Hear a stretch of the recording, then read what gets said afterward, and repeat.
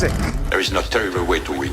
There is only winning. We won't be out long. Take your time. Track's all yours. You ready? The name on the middle of that steering wheel should tell you that I was born ready. Hit it. Attaboy. Let me drive. I will make a fool out of you. I got a message for all of them. Shake and bake. What does that do? Does that blow your mind?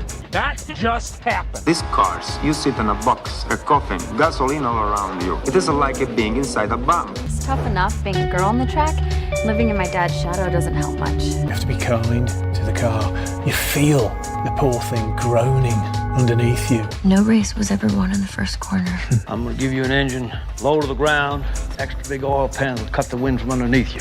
That'll give you 30 to 40 more horsepower. Every one of us has to find a reason to do this. You do it because you're driven. Brakes are warm. Tires are warm. I'll work in the cars and I'll drive and I'll eat and sleep and I'll work in the cars and I'll drive. Damn fast, and when he runs it close together, it requires fantastic concentration and rather special skills. I was beginning to think I'd never be anything more than a piston-happy lead-foot punk. Then this starts to happen. If you're going to push a piece of machinery to the limit and expect it to hold together, you have to have some sense of where that limit is. Besides, the best drivers don't dwell on the future or the past. The best drivers focus only on the present. They could never have imagined it, those pioneers who invented the automobile, that it would possess us like this in our imaginations, our dreams. I'm gonna give you a fuel line that will hold an extra gallon of gas. I'm gonna shave half an inch off you and shape you like a bullet. Somebody put it in your mind you gotta be perfect every time out or you're a failure. Well, forget that. Just forget it. Racing is in my blood. I was put on this earth to race cars. I accept every time I get in my car. There's 20% chance I could die, and I can live with it, but not 1% more. No, Nicky, don't bring the percentages into this. Don't be a pro. The minute you do that, you kill what's good about this. You kill the sport. And at that speed, your reactions can barely keep up with these sudden changes in direction. You ready to put away your toys and grow up? You want me to work the pit and you drive? Fine, we'll try that. The car's a living, breathing thing, and she's alive. If any of us imagined, really imagined, what it would be like to go into a tree at 150 miles an hour, we would probably never get into the cars at all. None of us. Are you ready to become a real race car driver? I am just as good as anybody out there on that track, and I don't need anybody to win my races for me. I wish my daddy were alive to see this, to feel this. And when we get you prime painted and weighed, you'll be ready to go out on that racetrack. You hear me? You're gonna be perfect. You don't understand what happens, do you? They make 10,000 cars, they make them exactly the same way, and one or two of them turn out to be something special. Nobody knows why. When I won it was probably the last time I ever felt pure victory. So it has always seemed to me that to do something very dangerous requires a certain absence of imagination. Because I'm quicker than all of you. Soon you will know what it is like to be defeated by the hands of somebody who is truly better than you. The only thing to do here is to drive just as fast as you know how and hope your car doesn't break. And if you no longer go for a gap that exists, you're no longer a racing driver. If you ain't first, you're last. There's 40 other vultures out there who managed to finish the race on their tires. You see Darrell Waltrip using up his tires? There's nothing I can't do with a race car. Oh, hell, isn't that what we're in this for? To stare death in the face and to cheat it? Come on, there's nobility in that. It's like being knights. Sometimes you could swear the whole thing's falling to bits. No pressure, nobody breathing down my back, just driving because I left it pure. On the other hand, I suppose potential problems are in the back of your mind all the time. So in many ways, I feel responsible for what happened. And You were, but trust me, watching you win those races while I was fighting for my life, you were equally responsible for getting me back in the car. You're so lucky. Sit there all closed in by machinery and bolts, precise things. There's hardly any room for you. It must be a nice, safe feeling. Yeah, you gotta learn to trust something. Might just as well be the seat of your pants. A lot of people go through life doing things badly. Racing's important to men who do it well. When you're racing, it's life. Anything that happens before or after, it's just waiting. Well, we can drive. We can drive beyond the limits of the tires, the engine, the car, anything else. Look out there is the perfect lap. No mistakes, every gear change, every corner, perfect. You see it. I just hope when you do, that I'm there to see it. Ask any racer, any real racer. It don't matter if you win by an inch or a mile. Winning's winning. But it isn't just business, is it? What we do, it's passion, love, which is why we are prepared to risk our lives for it. Racing That's the name of the game, isn't it? Win or lose, put up or shut up. Why does everybody keep telling me what my problem is? That you get so emotional. You would never, ever say that to a guy. If you don't leave your feelings off the track, you're never going to get what you want. I'm a race driver, and I can win it on my own. Please let me race. Fine. Then let's race.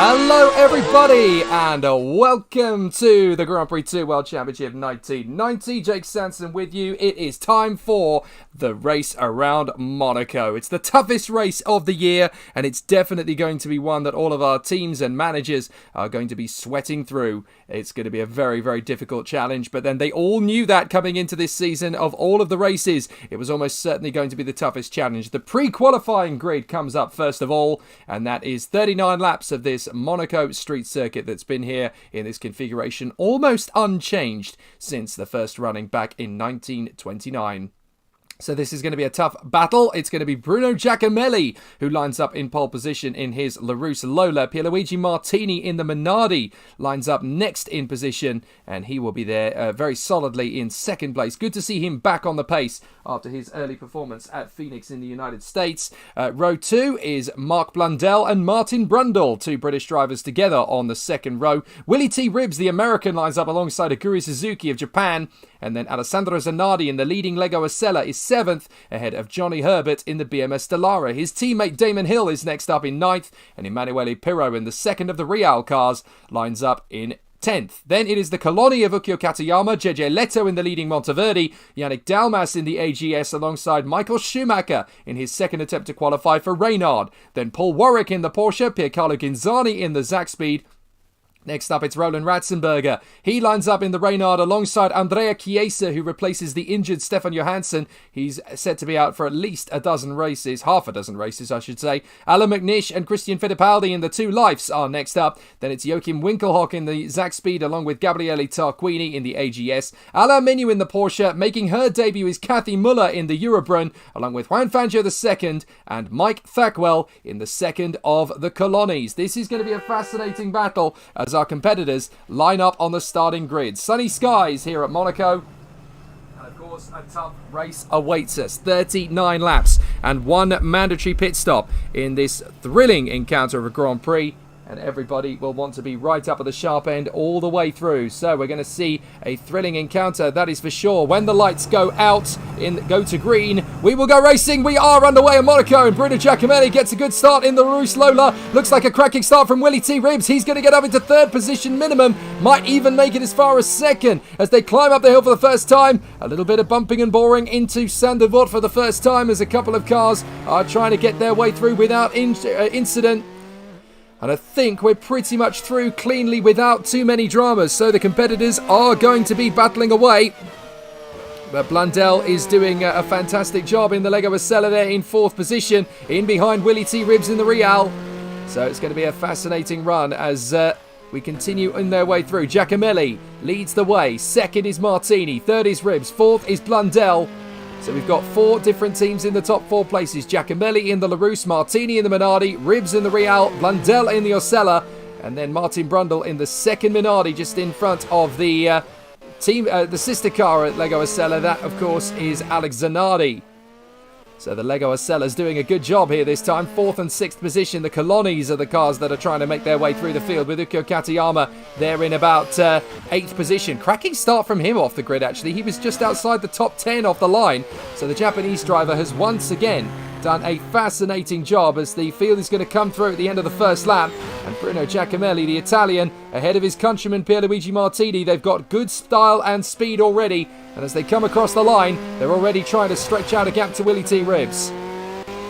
So as the field climbs up the hill once again towards Casino Square, Pierluigi Martini and the Minardi crew are back up to speed once again. Everybody getting through the first lap without incident and no damage to any car. That is really good news. The pre-qualifying cars have always been the more brittle of the machines in this battle, so they all want to put on a good show.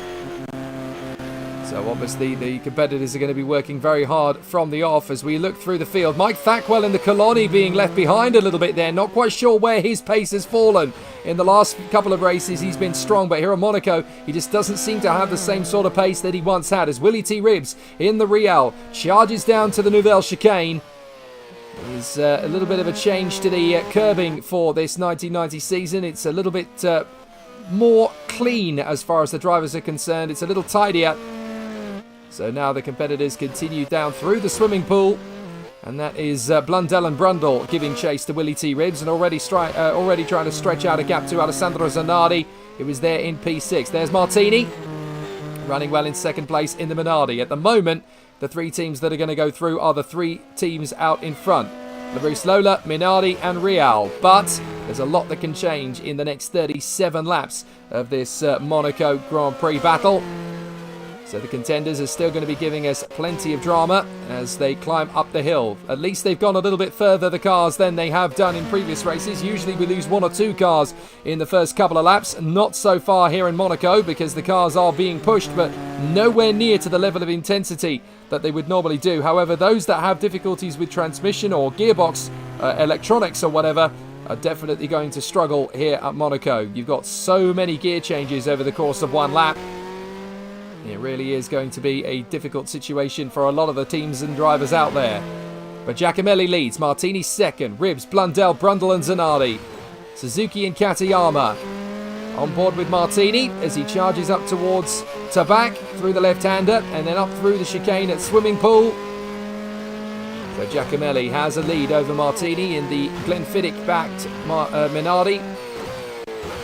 Ribs is there in third position. The Americans still desperately trying to get Real into their first Grand Prix of 1990. They haven't quite been able to get through so far.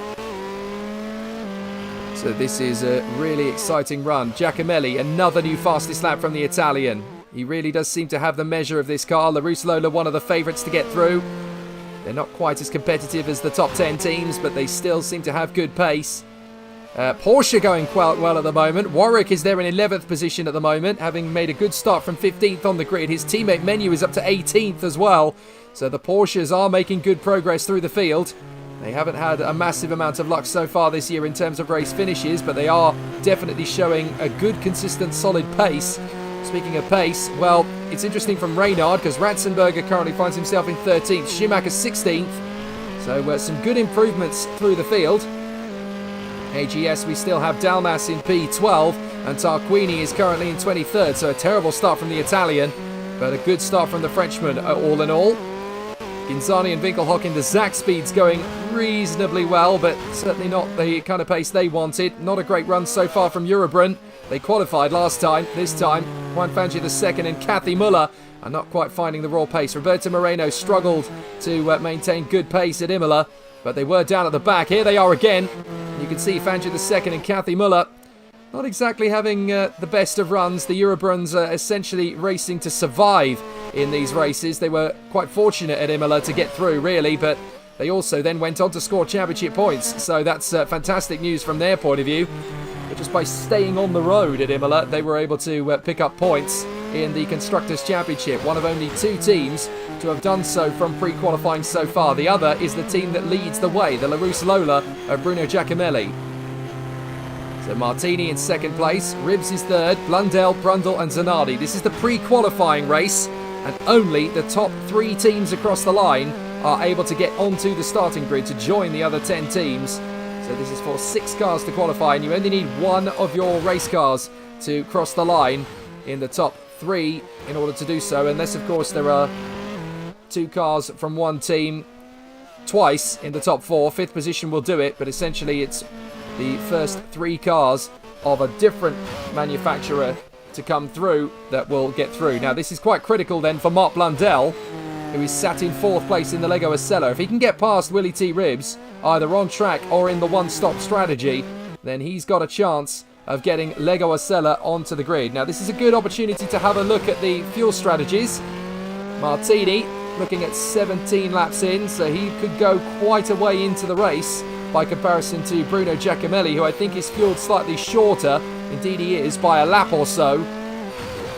So they're going to go relatively long into the race. Willie T. Ribbs likewise. Blundell's gone slightly shorter, and as has Brundle in the Minardi. Zanardi's gone long though into the race. The Lego Ocello fueled a couple of laps longer than his colleagues. Aguri Suzuki in the second of the LaRousse Lolas there in P7 is trying to stay in touch with his position. Katayama, one of the lighter cars in the field in the Coloni. Now with its Ferrari engines, of course, they experimented with Subaru power at the start of the year, but have switched to Ferrari mid-season. Here's Damon Hill in the first of the Converse Stellaras, and he is there 14.9 fuel laps apiece for Hill and Herbert. Oh, and Pirro is out of the race, so we're not sure what's happened, but Emanuele Pirro is out of the race in the Real. So a problem there for Pirro, and he becomes the first retirement of this pre-qualifying encounter. And I'm not entirely sure what the problem was for him, but it looked like it was a mechanical gremlin of some kind. So Pirro is the first retiree then from this pre-qualifying race here at Monaco. And that leaves just Willie T. Ribbs left to try and salvage the qualifying position. Here's Yannick Dalmas chasing down the Porsche of Paul Warwick. Porsche taking their first tilt into Grand Prix manufacturer racing since the 1960s. And they've had a difficult start. They've shown great pace, particularly at Interlagos. They had a car that could win, no problem at all. As Michael Schumacher comes into the pits, that's very early on into the race as well. What was the problem? We have to have a look at it. Electrical problems in the Reynard for Michael Schumacher. Unable really to demonstrate his already quite seeming potential. Don't forget, he managed to finish in the top 6 last time out at Imola, although he was on course for second place at Imola in the pre-qualifying race until similar problems struck. So the Reynard team still haven't quite managed to get that car up to speed yet, and have still not got on top of a few teething problems. Bruno Giacomelli, meanwhile, is having a great race up front. Martini in second in the Minardi, Ribbs is third, Blundell, Brundle, Zanardi, Suzuki, Katayama, Hill and Herbert, and then Paul Warwick in the Porsche ahead of Yannick Dalmas and Roland Ratzenberger. JJ Leto in the Monteverdi is 14th ahead of Piercarlo Ginzani in the leading Zach Speed. And then it is Alain Menu in the second Porsche from Andrea Chiesa in the second Monteverdi. Then McNish and Fittipaldi are split by Winkelhock in the Zach Speed, Tarquini in the AGS, Fangio and Muller, then Thackwell and Michael Schumacher down in 25th after that pit stop. Emanuele Pirro out of the race. 7 laps done, and then we've got 32 to go. So it is a long pre-qualifying race, the longest of the year in terms of laps.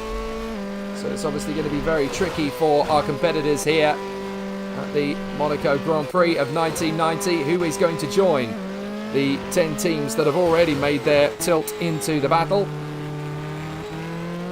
But it will be a fabulous battle. So let's see how Giacomelli runs. 3.4 seconds ahead of Martini, and he is just taking it nice and easy. This is a perfect idea, really, for Giacomelli because of his Grand Prix experience. He's been in the sport for a good 10 years now, of course. JJ Leto having a little bit of a moment there in the Monteverdi. So what's happened there? I just think he locked up his brakes, essentially, trying to chase after the Austrian Roland Ratzenberger. Willie T. Ribbs comes through the chicane, out of the tunnel, and still has Blundell and Brundle in his sights. This race could all come down to attrition and fuel strategy. Oh, Damon Hill getting a moment there, and that's going to be his teammate Johnny Herbert diving up the inside to come through, but Damon shuts the door on his colleague from Essex. It hasn't quite worked out. But Bruno Giacomelli continues to lead the way in the LaRousse Lola. John Munro pointing out Giacomelli, the true most MVP, I can never remember what MVP stands for, of RRML. Unfortunately, I'm not a football fan, so MVP is not a phrase that comes up into my lexicon very regularly. But Giacomelli already getting a shout out for the MVP.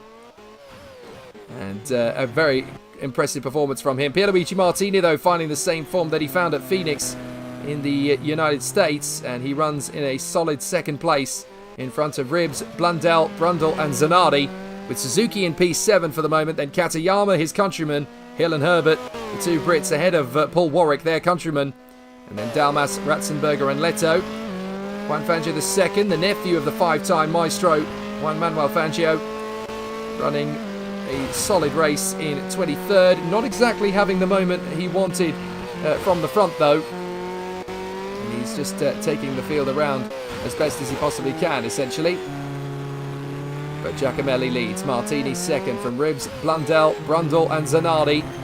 But Willie T. Ribbs really is a cork in the bottle here for the two cars behind. You do get the sense they could pull away and start to get a little bit closer to the Minardi up the road if for the fact that they just can't get past the Real. But the thing is, Willie T. Ribbs doesn't have to do a massive amount of work here. He just needs to keep his car planted on the racing line, and he could finish up in position. Ed Hunter says, I agree. Do you want a drink? Oh, thank you very much, Sam. Yes, thank you. Sam Hall just wandering into the commentary box and asking, as a life is out of the race. A life is out of the race there, and that is Tarquini taking the full brunt of it. But it's McNish with a gearbox problem. That's the reason why we had the issue in the first place. Sam Hall joining me in the commentary box as Alan McNish retires from the race there. I'll put the kettle on for him as well. Get the teapot in. I'll be back in a minute. Thank you very much. Well, obviously the managers do, of course, watch along on Discord to see how the races play out. Sam Hall, one of those, of course, as the manager for the Tyrrell team. And fascinating run for Minardi at this present moment in time. Their cars are second and fifth as Mark Blundell misses a gear. Now, that's a problem. You can just hear the downshift there as he struggled to get the car slowed down in the swimming pool section. He's dropped a couple of car lengths off the back of Willie T. Ribbs. Hopefully the car is okay though. Certainly seems to be alright as he comes out of the final turn, and the Lego Acela still doing fine in P4. And if there is a problem, they've got another one in reserve in P6 to withhold the honours. Now that's Menu under some pressure now from Andrea Chiesa in the second of the Monteverdis. So the Monteverdi running there in position. That is the team formerly known as Onyx, of course. But they are struggling in 1990 to make an impression. It's an 11th hour decision, essentially, for the team to run in 1990. There's talk of quite a few teams taking a crack at Formula One in 1991 under these new regulations. There's been all sorts of rumours flying around. There could be a new team all the way from Mexico appearing on the grid in 1991. And with all the Honda engines on the grid, apparently the rumour is that the reason there's a lot of teams with Honda engines is because they wanted to do a massive amount of research for 1990 so that there could be a works tilt in 1991. Now, the only stumbling block essentially for the Honda Works outfit is they would have to go the same route as Porsche and essentially run in pre-qualifying. They couldn't jump straight into the top tier. They would have to run through pre-qualifying. A lot of manufacturers essentially don't really want the ignominy of having to struggle and then fail to pre-qualify for whatever reasons, but it's the same for everybody. They've all got the same objectives and they've all got the same passions. There's also talk of a lot of car manufacturers and racing fraternities coming in as engine suppliers in the future. There's still those rumblings from two of the German giants, BMW, who last featured on the grid, of course, with Benetton a few years ago before they pulled the plug. And then there's that ominous threat of the three-pointed star, isn't there? Mercedes, who are doing a fantastic job in sports car racing at the moment. And there's rumours abound that they might be about to make the plunge into Grand Prix racing as an engine supplier. And of course, while we're on the subject of Mercedes doing so, there's talk of a return for Alfa Romeo and also a talk of Peugeot. And they've never been involved in Formula 1. They have been involved in Grand Prix racing, though, but that goes all the way back to the 1900s. So here's Bruno Giacomelli and Pierluigi Martini. First and second, the two Italians. Willy T. Ribbs just keeping up his pace in second position, just in case anything should happen to the LaRousse Lola out front. But the laps are ticking down quite quickly. It's a short circuit here, 1 minute 25 for the lap roughly at full speed. 122s are where they're currently at, or certainly where Martini is currently at. It's a very fast circuit here, Monaco. It's certainly a short one. The cars don't get up to their full potential, but they get around the course very quickly. Here's Martin Brundle, right in behind Mark Blundell. So Blundell closing back up to Willy T. Ribbs in the Real. Blundell in the Lego Acela, and Brundle just giving himself a little bit of breathing space in case something should happen to these two up front, because as far as Blundell is concerned, fourth place is not going to be good enough to get through to the Grand Prix. It's got to be in the top three, especially when you've got 2 or 3 different cars. Oh, goodness me, Paul Warwick very nearly throwing the Porsche charge away there, but he manages to keep it out of the barriers. Good car control from Paul Warwick. He's one of the youngest men in the field. He was a surprise choice coming into 1990. Oh, we've got problems for Leto. Leto's had an incident. Leto's gone off. And that really does put the Monteverdi challenge to bed for the moment, because their other driver, Andrea Chiesa, really struggling. What's happened to Leto? He spun it and hit the wall. That's what happened there to Leto. He lost the back end, and the car has struck the barrier. So JJ Leto, I'm afraid to say, is out of this race. And for Monteverdi, it's looking pretty bleak for them to get through to the Grand Prix itself as well. So JJ Leto having a moment, and that's only more poignancy and more pain for the Monteverdi team after last time out. Their team leader, you could argue, Stefan Johansson, had a big shunt at Imola. Tarquini has a look on the inside there of the Eurobruns, and this is definitely going to hamper the AGS day. So the AGS car is trying its best to make some manoeuvres as Bruno Giacomelli laps Mike Thackwell. That is not good reading for Mike Thackwell. Hadn't driven a Grand Prix before this year since 1984. So Thackwell having a really difficult comeback, but obviously chosen by the team probably more for the funds that he brought as part of the Marlborough programme than the talent he could put on the racetrack. But you butter your bread, you've got to eat it, I suppose. Giacomelli running in front of Martini. Ribbs, Blundell and Brundle still locked in mortal combat for third position. There is Willy T. Ribbs as he charges out of the tunnel. And it's stalemate between these three, isn't it? The problem here at Monaco, of course, is that it's very difficult to overtake. It's the jewel in the crown, but it's very, very hard to get an overtaking move, although not impossible, as Tarquini tries to prove. He's certainly got past one of the Eurobruns already. He needs to get past the other one. So Kathy Muller doing a solid job on her debut, but certainly not able to get the Eurobrun with its very uncompetitive Judd engine any further up the field than I think it warrants, really. And yes, they have scored Constructors' points, but there is a rumour already that the Eurobrun Challenge, which was very minimal coming into 1990 anyway, they're using old cars, they've got some money from some British corporations, but the team could well be replaced in the running for 1991, and there will be other teams, of course, queuing up for a place in the entry list. And there are going to be some very competitive packages that are being put together for 1991, we hear. There's even talk of the junior single-seater team boss Eddie Jordan with his Eddie Jordan Racing team. There's talk of them going into the Grand Prix fraternity for 1991. He's been talking about having a Grand Prix team for a long time now. And apparently the operation is already starting to bear some fruit. Now this is an interesting situation as Willy T. Ribbs laps Mike Thackwell. Paul Warwick goes through to the tunnel in front of Dalmas, but I was going to point out that the battle for third place is lapping back markers, or I should say back marker, because they've only got up to Mike Thackwell up to this stage. So it's already pretty intense and exciting stuff at this moment in time. But the battle is still very intense and still raging on as Martini runs in P2 in the Glenfiddich Minardi.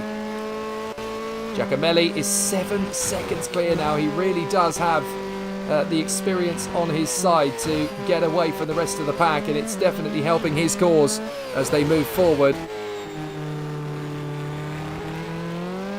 But this is a stunning battle. Gabriele Tarquini charging in behind. The Eurobrun now trying to make the move on the inside line. Defensive driving from Fangio. There you go. You can make an overtaking move at Monaco because Gabriele Tarquini has just done so, as the Eurobruns are being caught now by the LaRousse Lola. They're about to be lapping the Eurobruns. That is quite an astonishing difference in pace, isn't it? The Eurobrun with its very uncompetitive Judd engine, it doesn't quite have the same grunt really as the rest of the field.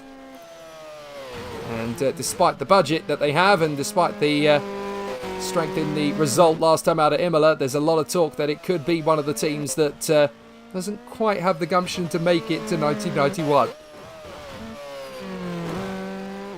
So Giacomelli climbs up the hill. Here's Zanardi up the inside of Thackwell and gets through nice and neat, but unfortunately for Suzuki, he does not yet. That's great news for Lego Acela though, because their man is able to stretch a bit of a gap. Now this is where races and battles could be won or lost in the traffic, as Suzuki, there you go, Katayama has just lapped his teammate Mike Thackwell. But that leaves a gap open for Hill. He has a look at Katayama, can't quite make it.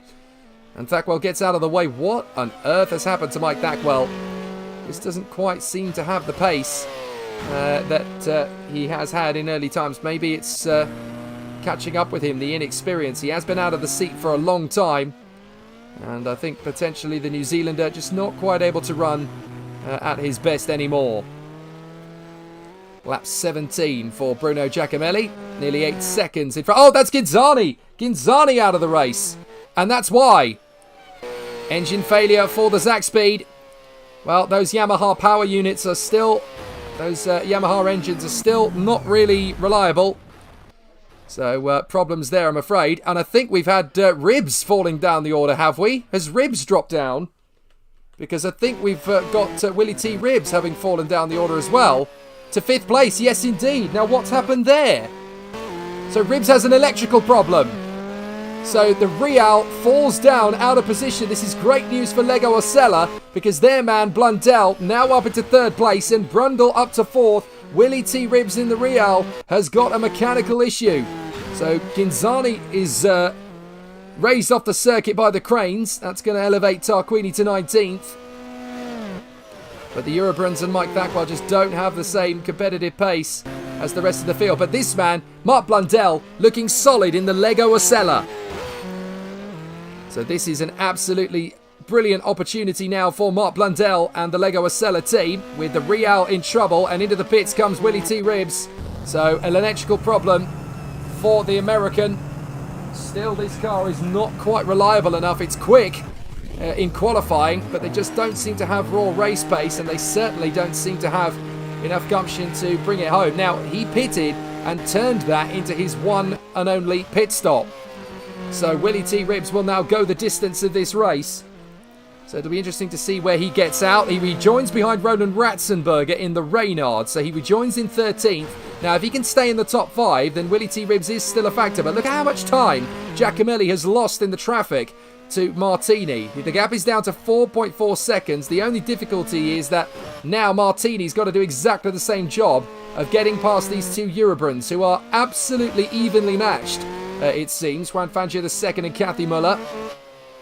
Not a lot to choose between them, and poor Pierluigi Martini is now essentially stuck behind the two slowest cars on the grid, as now Kathy Muller peels into the pits. That's definitely given some of the work away.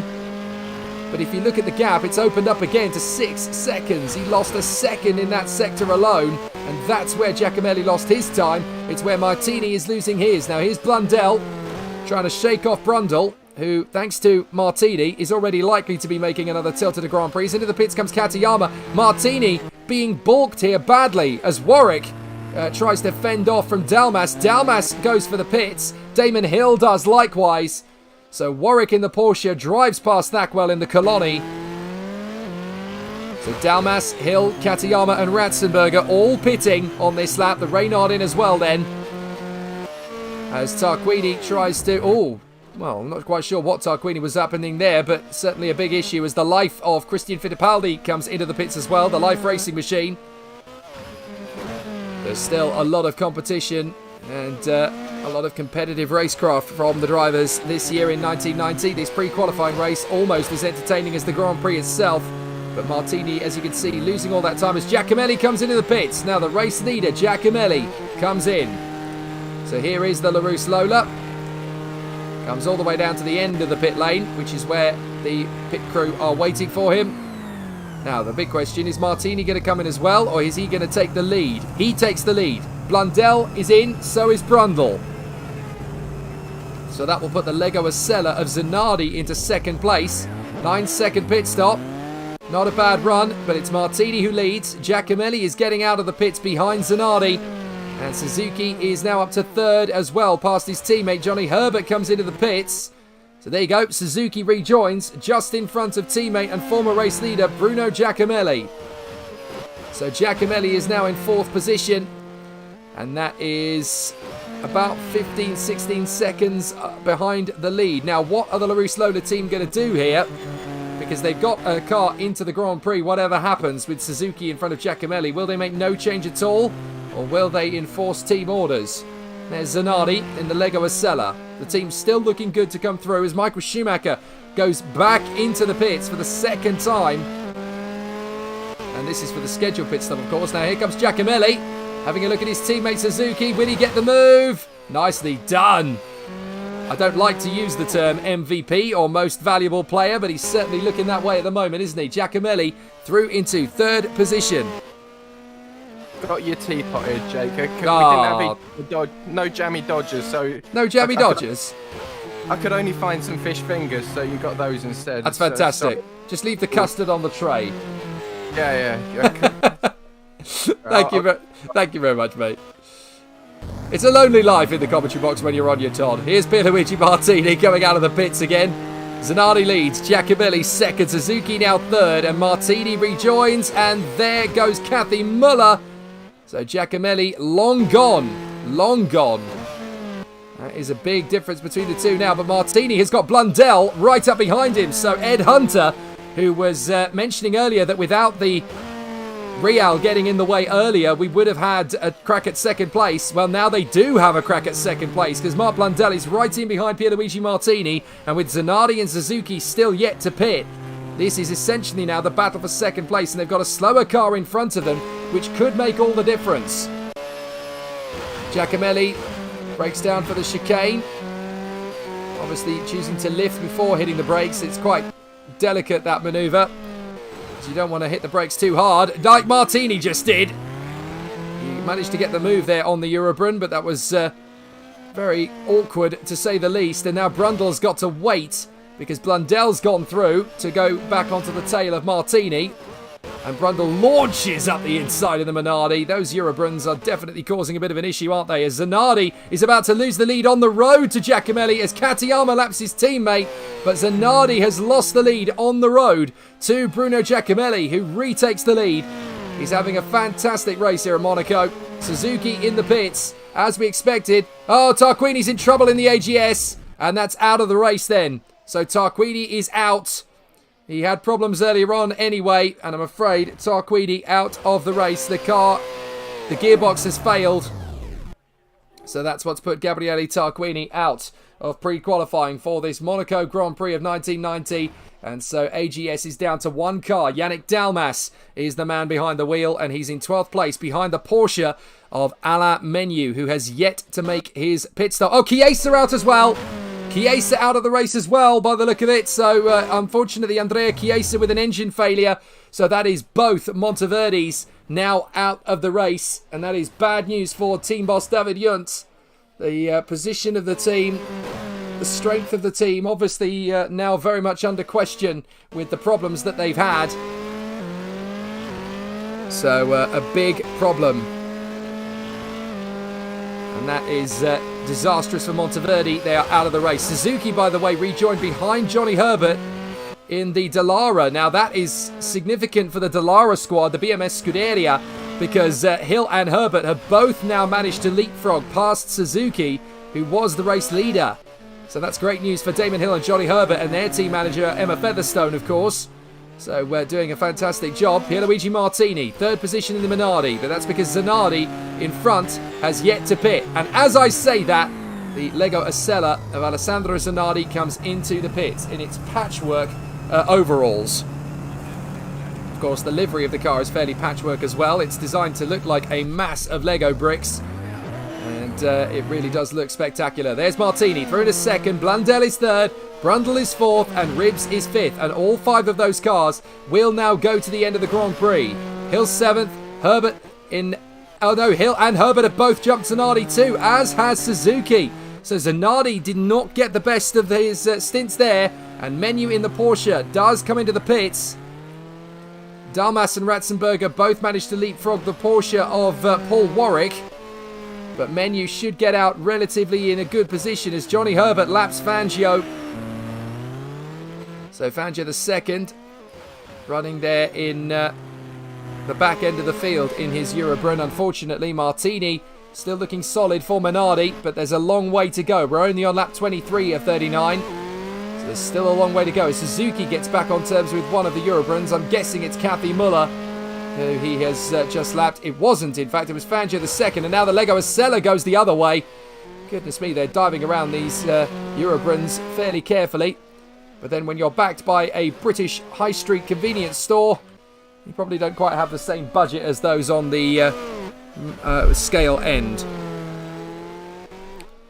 So the brilliant performance, Ed Hunter actually pointing out that the mechanics are actually minifigures. That's why they're so brightly coloured. I understand now. That makes a lot of sense. But Mark Blundell, initially able to get right onto the tail of Martini. He could really use a back marker to get him back there again. But Bruno Giacomelli in the LaRousse Lola continues to lead. Martini in second place in the Minardi as Thackwell comes into the pits in the Coloni. And that will be his one and only pit stop completed. So a tough battle for the drivers through the field now. But Giacomelli out in front. Martini in second place. Blundell, Brundle, Ribbs, Hill, Herbert, Suzuki, Zanardi and Katayama. The drivers in the top 10. So let's see how Mark Blundell gets on in P3. He's been a great addition to the Lego Acela lineup. Only joined the team midway through the season. It's definitely been a strong competition. And it's going to continue to be the way things currently progress. Here is Giacomelli. This is still the Blundell and Brundle battle. Very similar in name. The same initials and the same drive to get onto the podium. Although, of course, if Martini stays where he is in second, Brundle won't need to worry about a podium in the Go Bobby race because he'll be on the grid for the Monaco Grand Prix regardless. So here is Bruno Giacomelli. Oh, Kyo Katayama! That's a big mistake for the Coloni driver. He just pushed too hard at the Virage Antonino's, and that's going to promote Dalmas in the AGS up into 10th position. Ratzenberger to 11th and Warwick to 12th in the Porsche. So a very tough race break there for Ukyo Katayama. And now even the Eurobrunn sat behind him is going to have more grip and more speed than the Coloni. And there is Katayama just moving aside and letting the Eurobrunn go. Oh, Paul Warwick in trouble. The gearbox has failed on the Porsche. Oh, that's unfortunate. Paul Warwick again showing good solid pace. And it looked as though the Porsche team might have had a good chance of a top 10 finish this time. But the gearbox has gone. So Alain Menu will be promoted into the top 15 with that behind Christian Fittipaldi in the life, I'm fairly sure. Indeed he does. But certainly some points on the board coming for several teams. Martini running in second place behind Giacomelli, 8 seconds adrift. Blundell is third, Brundle is fourth, Ribbs is fifth. From Hill, Suzuki, Herbert, Zanardi, and not for long it'll be Katayama, because Katayama needs to come into the pits. And it'll be Dalmas that takes the place away from him. So Blundell in P3 at the moment. Still being hustled by Brundle. But essentially these cars just need to stay in the positions they're in without causing too many catastrophes.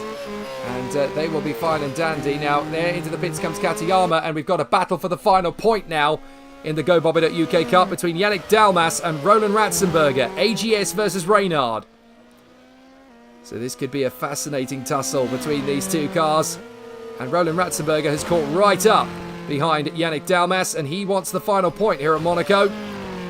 The Austrian has always had budgetary issues, but Reynard have given him their faith and their loyalty. They say he's the man for the job. They wanted to put him in the car.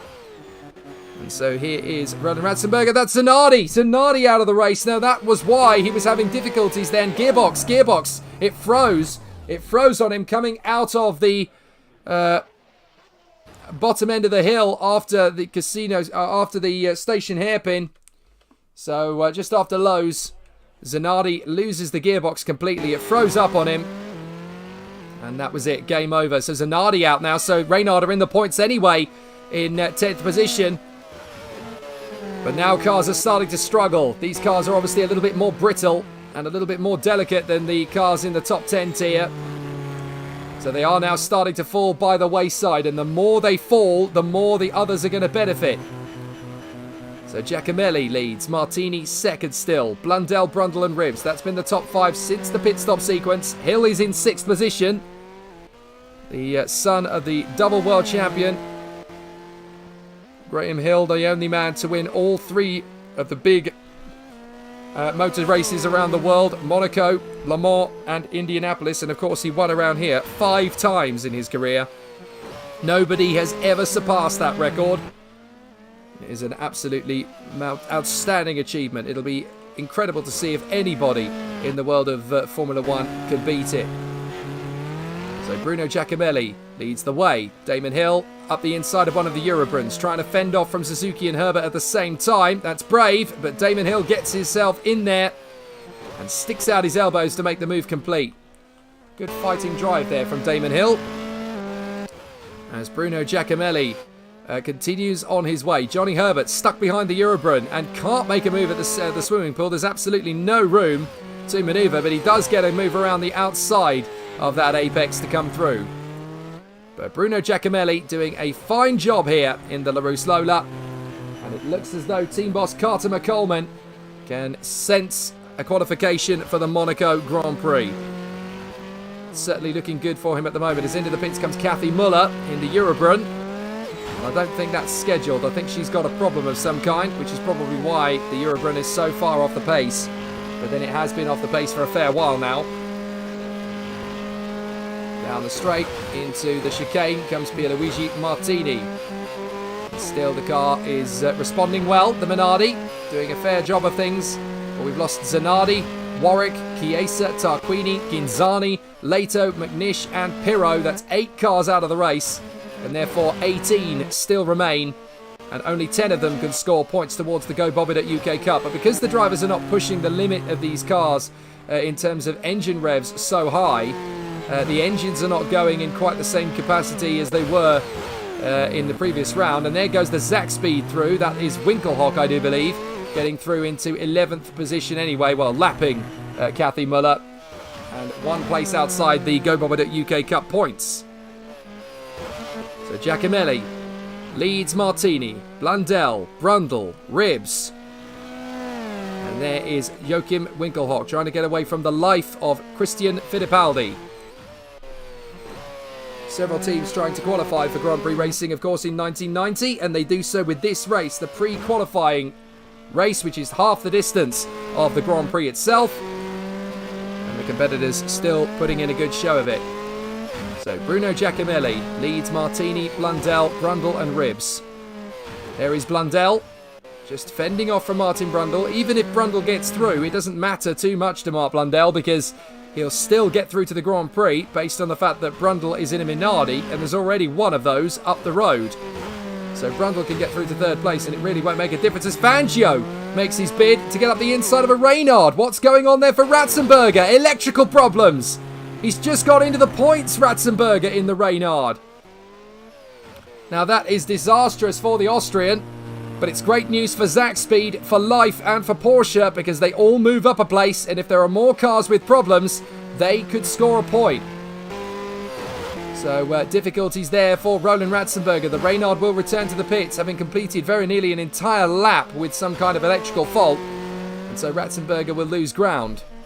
Now, Menu is tucked up behind Christian Fittipaldi as well, so in the traffic he might be able to go for a move or two, but then Fittipaldi and Menu are both closing up on Winkelhock, and there is Katayama making the move on Michael Schumacher. So Katayama in the Coloni gets past Michael Schumacher in the Reynard. Now, has the Reynard got a problem as well then? because obviously the sister car has some kind of difficulty, but no, Schumacher still learning the life of being a Grand Prix driver. He's dovetailing his 1990 campaign as a Reynard driver in Formula 1 with a tout in sports cars with the Sauber Mercedes team, and they're being rumoured at a potential Grand Prix team at some stage in their future. But certainly Fittipaldi and Menu have crept one step closer to a Go Bobbitt UK Cup points finish. But there's Kathy Muller just trying to stay out of trouble at this precise moment in time as Martini comes across the line, 11 seconds behind Giacomelli with 9 laps to go. And this is not an easy situation for the competitors in the midfield, because they all know obviously that this is now about just trying to take it through to the race's natural conclusion. But Blundell is still lapping cars. He's just lapped Ratzenberger, who's down to 15th place now. Rather unfortunate for the Austrian. They've managed to get him out there on track again, but Schumacher and Ratzenberger are now 14th and 15th. Teammates at Reynard, of course, but both with mechanical problems today. So they've just not quite been able to get the car moving at the best of their ability. Johnny Herbert having a problem of some kind there by the look of it. Certainly having an issue through the S's there up at Casino Square. Doesn't look like there's any problems with the car on the LED readout though. So on paper he should be okay. But the battle is definitely going to be an interesting one as the field continues its march forward. Just 8 laps to go now until we get to the Monaco Grand Prix itself, and it looks as though it's going to be LaRousse Lola, Minardi and Lego Osella that get on to the Grand Prix grid. Reynard there, tucked up a lap down. Here's Giacomelli lapping Michael Schumacher's Reynard. And that's, well, learning about Grand Prix racing the hard way, essentially. Young Michael Schumacher, just 20 years of age. And definitely starting to learn about life as a Grand Prix driver. He's actually contracted to the Williams team, but as a test driver. But fortunately, Reynard have done a deal with them to use the Williams test driver for the season. Of course, if anything were to happen to Thierry Boutsen and Riccardo Patrese at the Williams team, then they would obviously call back Schumacher to replace them. But it's a good way of giving their test drivers some race mileage, because obviously that is a rather important part of the job. Here's Giacomelli, tightened up behind a couple of cars in the mix there. Oh, careful, Lucchio. Tightens up as he's got Giacomelli lapping him. Giacomelli does in the end get through, and that's enough to let Schumacher pass Katayama as well. So Katayama held up, and Michael Schumacher picks up the pieces. Thanks very much indeed. I'll grab the place, thank you. And gets through. No problem at all there. So Giacomelli running a good performance here. Now this is an interesting message that I've had come through from an anonymous media source. I'm being told that there's a title sponsor of the pre-qualifying race, Go Bobbitt UK, is set to announce a £1 million bonus prize for a pre-qualifying team should they be victorious in the race itself. Now, it's rumoured that will come into force from the next race weekend, and a £100,000 fund is going to be available should a pre-qualifying team take pole for the race proper. Now that is a fascinating update from Go Bobbitt UK. And of course all that prize money will go straight to the development of the cars. So that will be a fascinating coup for the championship as Bruno Giacomelli laps Alain Menu in the Porsche, and Schumacher takes the initiative again and makes up another place there. But Menu comes from around the outside, dives back for the inside. Schumacher proving his racecraft, and they're still side by side, and Schumacher gets the place as Fittipaldi pits with a problem. Fittipaldi pits in with a problem. Now, what was the issue there for Christian Fittipaldi in the live? Because that electrical problem for him as well. So an electrical problem there for Fittipaldi, and that is disastrous for him. But it certainly now makes the battle between Schumacher and Menu very poignant, because it's for the last point. Potentially a crack at the last point, I should say, in this Grand Prix, as Brundle gets held up big time there behind Roland Ratzenberger. So Brundle loses a couple of seconds there, stuck behind. But still good to see that we've got 17 cars still running. Oh, sorry, 18 cars still running this race. Mike Thackwell, though, in the Coloni, 2 laps adrift of the rest of the field. They're supposed to be on a fairly even playing field, these cars, and Katayama is certainly able to make something good happen with his Coloni, but it seems Mike Thackwell, clearly out of the car for a long time, has not been able to make much of it. But Martini is now only 5.7 seconds behind Giacomelli, who's running through the traffic, and Katayama makes his bid on Menu. Menu will not let him have the place. So the Porsche remains in P12. But Ukyo Katayama in the Coloni definitely giving some pressure now. Of course, all of these teams will pick up prize money for finishing the Go Bobbitt UK Cup pre-qualifying race. They don't score a massive amount of points, but they certainly score enough to add to the prize fund. And this is going to be a fascinating situation for the competitors as they charge forward. Now down the straight and up into the mix once again. Here's Damon Hill battling for position. Mark Blundell is in the pits.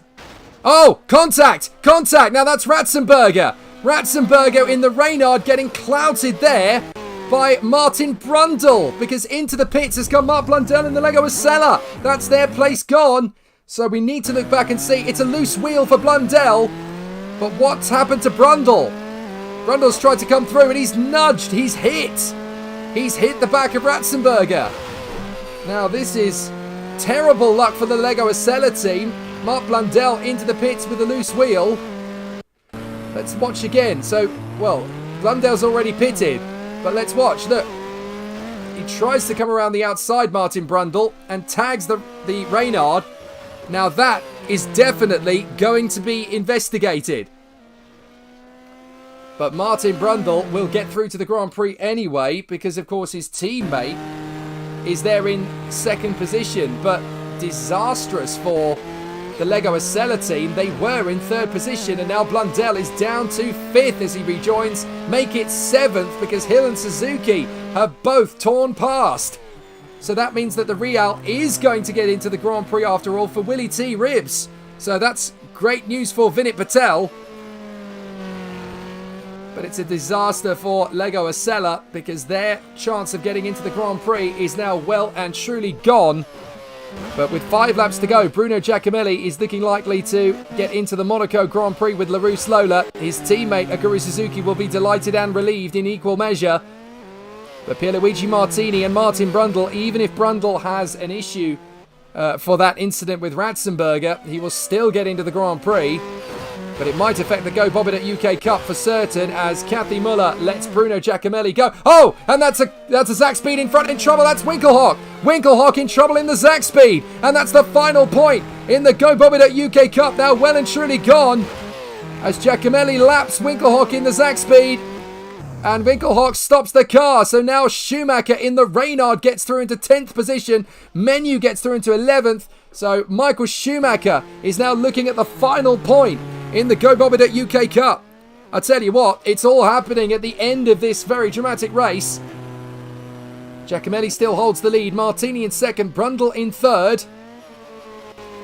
So it's all getting very hectic indeed out there as the battle continues in this the closing stages of this race. But it certainly looks as though it's going to be LaRousse Lola and Minardi through. But now it looks as though Real are going to get into the race, where it was Lego Acela. Suzuki has Mark Blundell swarming all over the back of him, trying to come through. But Damon Hill is there in P5 as well. If anything happens to these guys up front, they've got to try and find a way past Damon Hill, that's for sure. As Bruno Giacomelli decides to pause for a moment before getting past Juan Fangio II.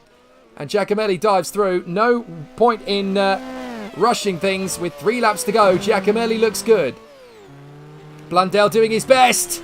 He's really trying to get his elbows out, but it's so hard to get past these cars in such an even playing field. And Blundell now losing ground, having to be stuck behind Thackwell. So Giacomelli is 8 seconds ahead of Martini. Blundell gets the move on the inside of Mike Thackwell's Coloni, and the door slams shut in the face of Johnny Herbert. So Herbert has to wait for his moment to come through.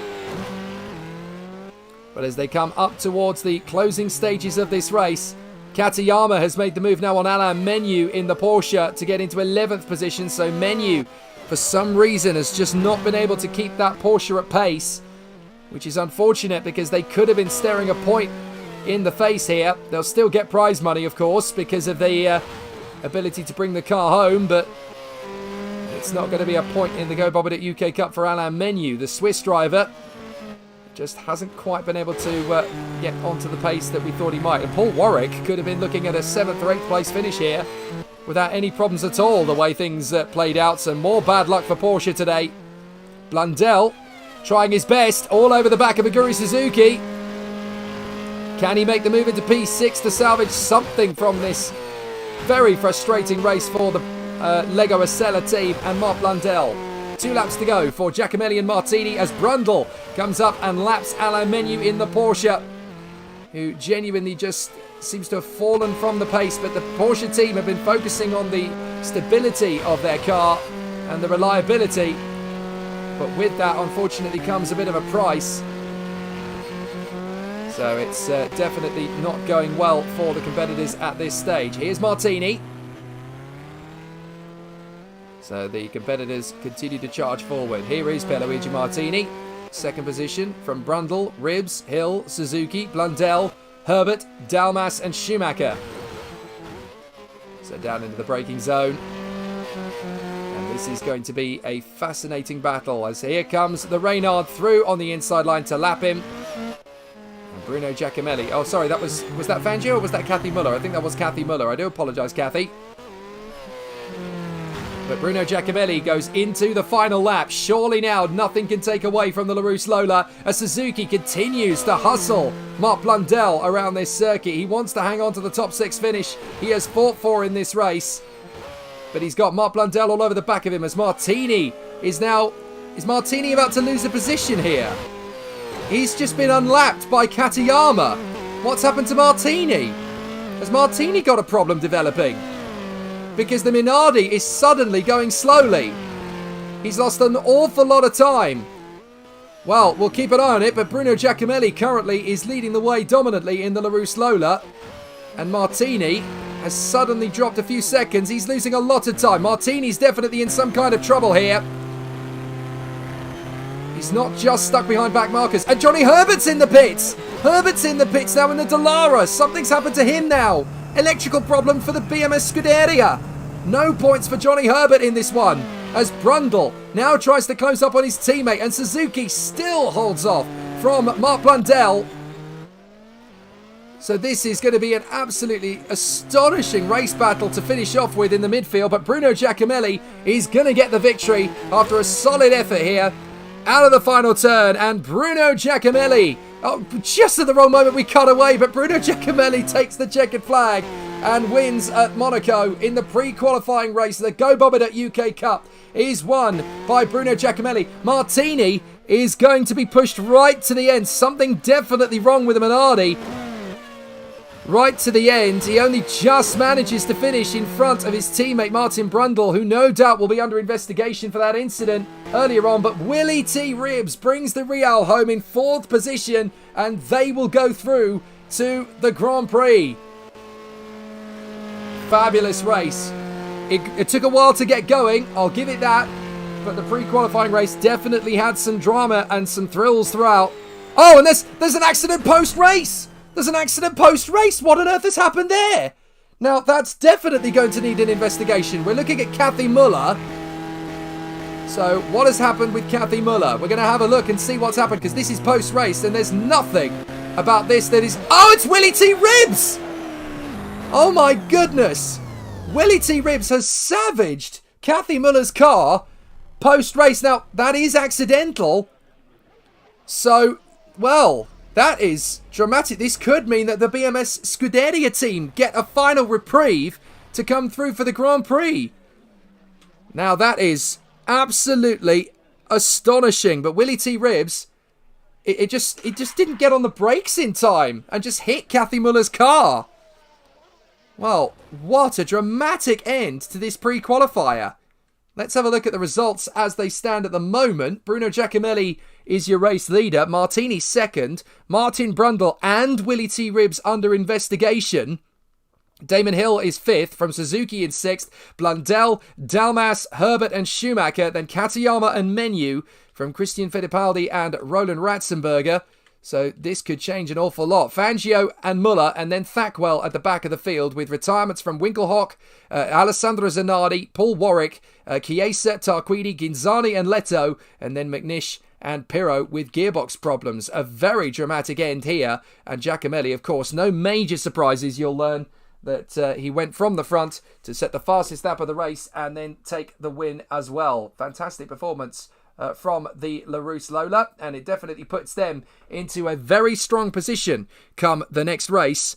So this is a fascinating situation, but now we're going to see how this battle plays out, because obviously Willie T. Ribbs is classified as 4th. Brundle's under investigation for hitting one of the Reynards as he lapped it, so we could see some very dramatic changes to the result of this GoBobby.UK race. But for the moment, we're going to have to take a breather. We will come back, we will get some analysis on it, and we will let you know what the situation is when we return. Hopefully we will have one of our managers joining us in the commentary box for the Grand Prix itself as well, so that we can get some inside analysis. But what a dramatic situation to be put in heading into the Grand Prix. Ah, what music! There is no terrible way to win. There is only winning. We won't be out long. Take your time. Track's all yours. You ready? The name on the middle of that steering wheel should tell you that I was born ready. Hit it. Attaboy. Let me drive. I will make a fool out of you. I got a message for all of them. Shake and bake. What does that do? Does that blow your mind? That just happened. These cars, you sit in a box, a coffin, gasoline all around you. It isn't like it being inside a bomb. It's tough enough being a girl on the track. Living in my dad's shadow doesn't help much. You have to be kind to the car. You feel the poor thing groaning underneath you. No race was ever won in the first corner. I'm gonna give you an engine low to the ground, extra big oil pan, cut the wind from underneath you. That'll give you 30 to 40 more horsepower. Every one of us has to find a reason to do this. You do it because you're driven. Brakes are warm. Tires are warm. I'll work in the cars and I'll drive and I'll eat and sleep and I'll work in the cars and I'll drive. Damn fast, and when we run so close together, it requires fantastic concentration and rather special skills. I was beginning to think I'd never be anything more than a piston-happy lead-foot punk. Then this starts to happen. If you're going to push a piece of machinery to the limit and expect it to hold together, you have to have some sense of where that limit is. Besides, the best drivers don't dwell on the future or the past. The best drivers focus only on the present. They could never have imagined it, those pioneers who invented the automobile, that it would possess us like this in our imaginations, our dreams. I'm gonna give you a fuel line that will hold an extra gallon of gas. I'm gonna shave half an inch off you and shape you like a bullet. Somebody put it in your mind you gotta be perfect every time out or you're a failure. Well, forget that. Just forget it. Racing is in my blood. I was put on this earth to race cars. I accept every time I get in my car. There's 20% chance I could die, and I can live with it, but not 1% more. No, Nicky, don't bring the percentages into this. Don't be a pro. The minute you do that, you kill what's good about this. You kill the sport. And at that speed, your reactions can barely keep up with these sudden changes in direction. You ready to put away your toys and grow up? You want me to work the pit and you drive? Fine, we'll try that. The car's a living, breathing thing, and she's alive. If any of us imagined, really imagined, what it would be like to go into a tree at 150 miles an hour, we would probably never get into the cars at all. None of us. Are you ready to become a real race car driver? I am just as good as anybody out there on that track, and I don't need anybody to win my races for me. I wish my daddy were alive to see this, to feel this. And when we get you primed, painted, and weighed, you'll be ready to go out on that racetrack. You hear me? You're gonna be perfect. You don't understand what happens, do you? They make 10,000 cars, they make them exactly the same way, and one or two of them turn out to be something special. Nobody knows why. When I won, it was probably the last time I ever felt pure victory. So it has always seemed to me that to do something very dangerous requires a certain absence of imagination. Because I'm quicker than all of you. Soon you will know what it is like to be defeated by the hands of somebody who is truly better than you. The only thing to do here is to drive just as fast as you know how and hope your car doesn't break. And if you no longer go for a gap that exists, you're no longer a racing driver. If you ain't first, you're last. There's 40 other vultures out there who managed to finish the race on their tires. You see Darren Waltrip using up his tires? There's nothing I can't do with a race car. But hell, isn't that what we're in this for?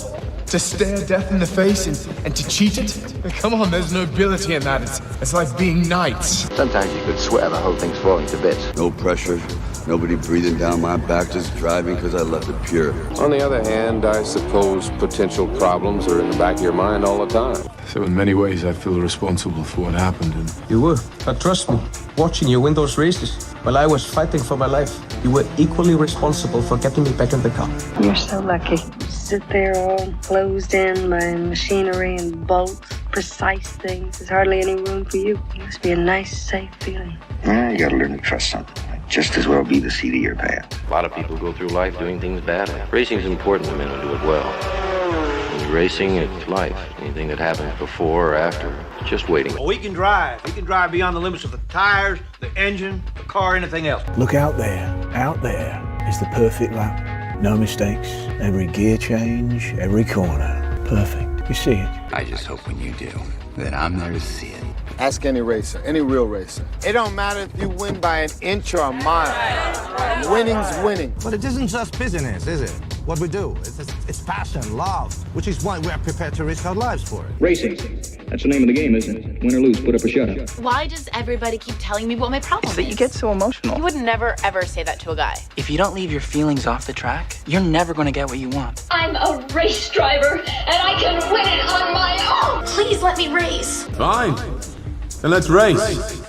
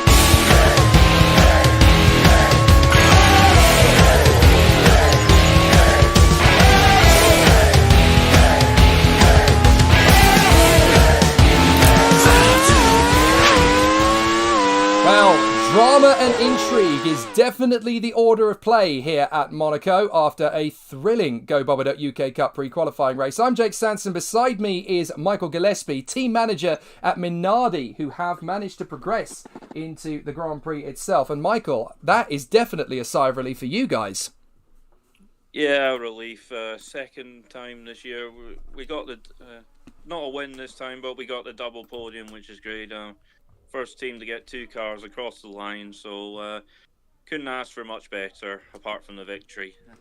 Now, one question I do have to ask, obviously, with everything being so unusual in that race, particularly towards the end there, Martin Brundle having his moment mid-race with the Reynard. Can you just explain, has Martin been able to give you a bit of an update as to what happened there?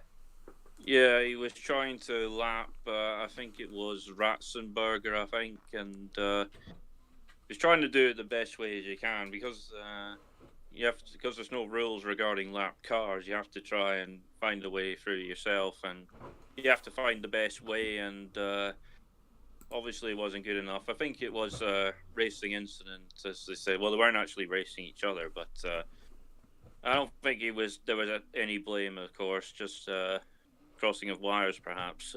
Okay, that makes perfect sense. Well, fortunately, both cars are into the Grand Prix. And interestingly, we have now got an official confirmation as to what will happen regarding the race. There is going to be a fine handed to the Real team for the post-race incident. The argument being that the car was unsighted. It's an interesting argument, but essentially the car being so slow that they had no option but to go into the back of the Eurobrunn of Kathy Muller post-race. So the team is going to get a fine for that, but the team is allowed to start the Grand Prix. So Willy T. Ribbs will be taking up his position in the race, as will Emanuele Pirro, and that means that Willy T. Ribbs will make his Grand Prix debut. There is also the possibility of a potential enforced race ban for Willy T. Ribbs for the manoeuvre, but the race is going to be allowed to proceed because it was post-flag, and there is an argument against the incident. There could well be a protest thrown in, of course, particularly, of course, from the BMS Scuderia Italia team as a result of that, because they would have taken the grid place prior to that decision being taken, but we have to continue on. And what a grid this is for the Monaco Grand Prix. No major surprises as to who's on pole, but based on what we saw from the first 3 races, it might be a bit of a surprise as to who's in second. It's Ayrton Senna in pole. Nigel Mansell in the Ferrari is up in second on the starting grid, which is great news for the Tifosi here at Monaco. Third and fourth on the grid, it's an all-Williams row 2. Mika Hakkinen, the winner of the San Marino Grand Prix, and now the youngest Formula 1 winner in history, is in P5. Alain Prost in the second Ferrari is up in P6,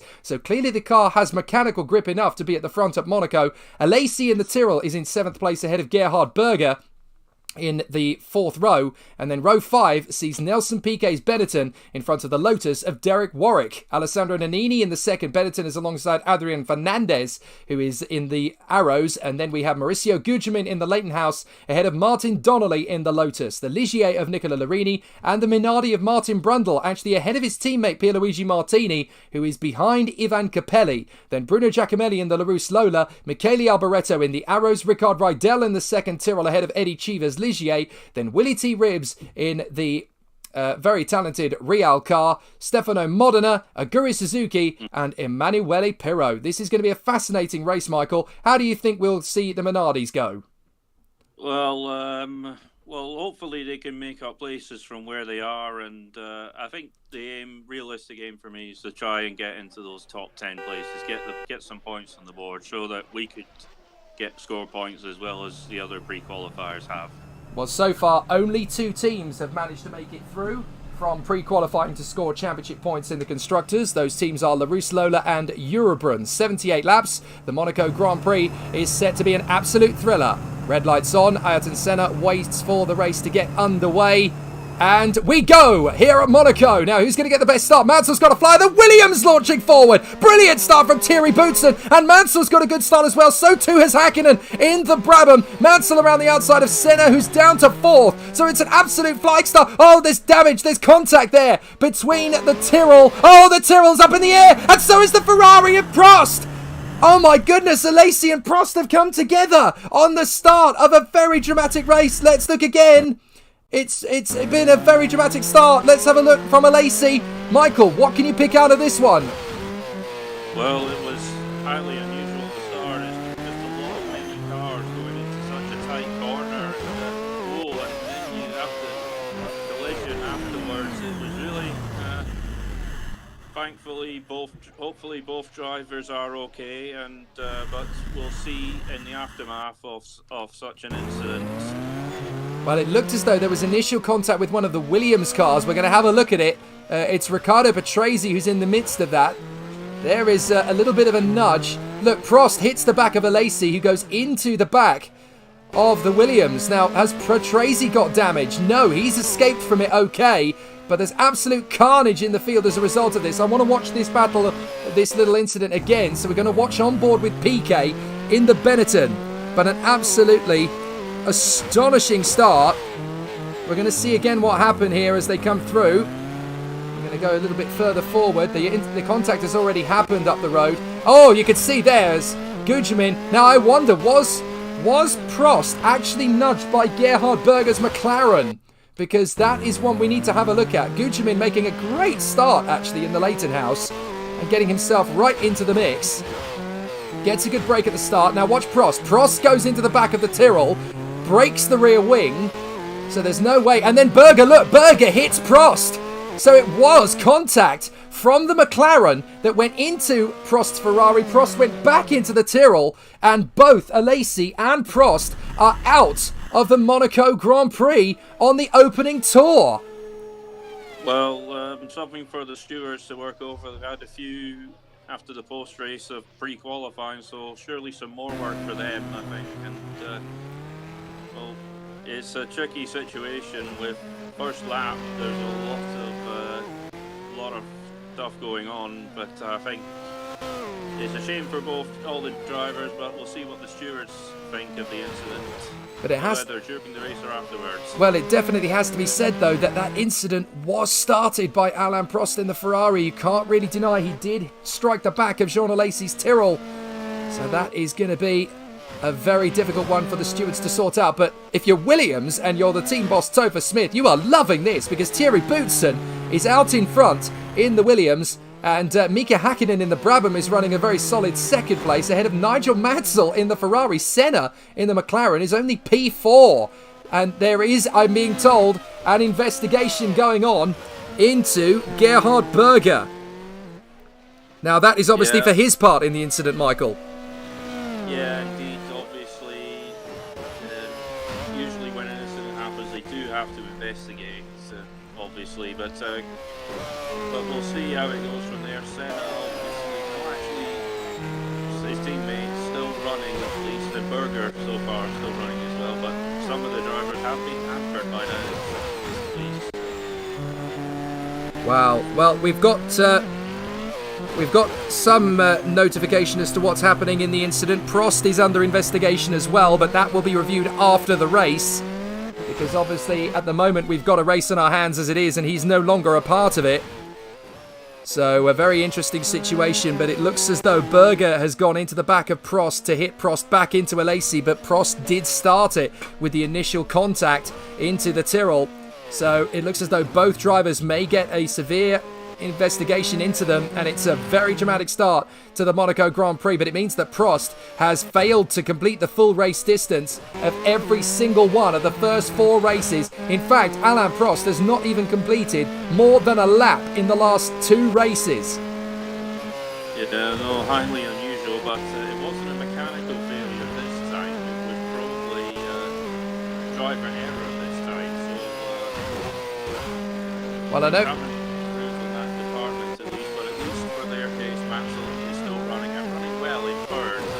Yes, indeed. He's doing a grand job, actually, Nigel Mansell, because he's really turned the form of the car around since the last race. And Mansell to put the car second on the grid. That's a mammoth qualifying lap from Mansell. But then we know this about Nigel Mansell already, Michael. We know how strong a competitor he is. And we know that when the chips are down, he can pull a good lap out of the bag.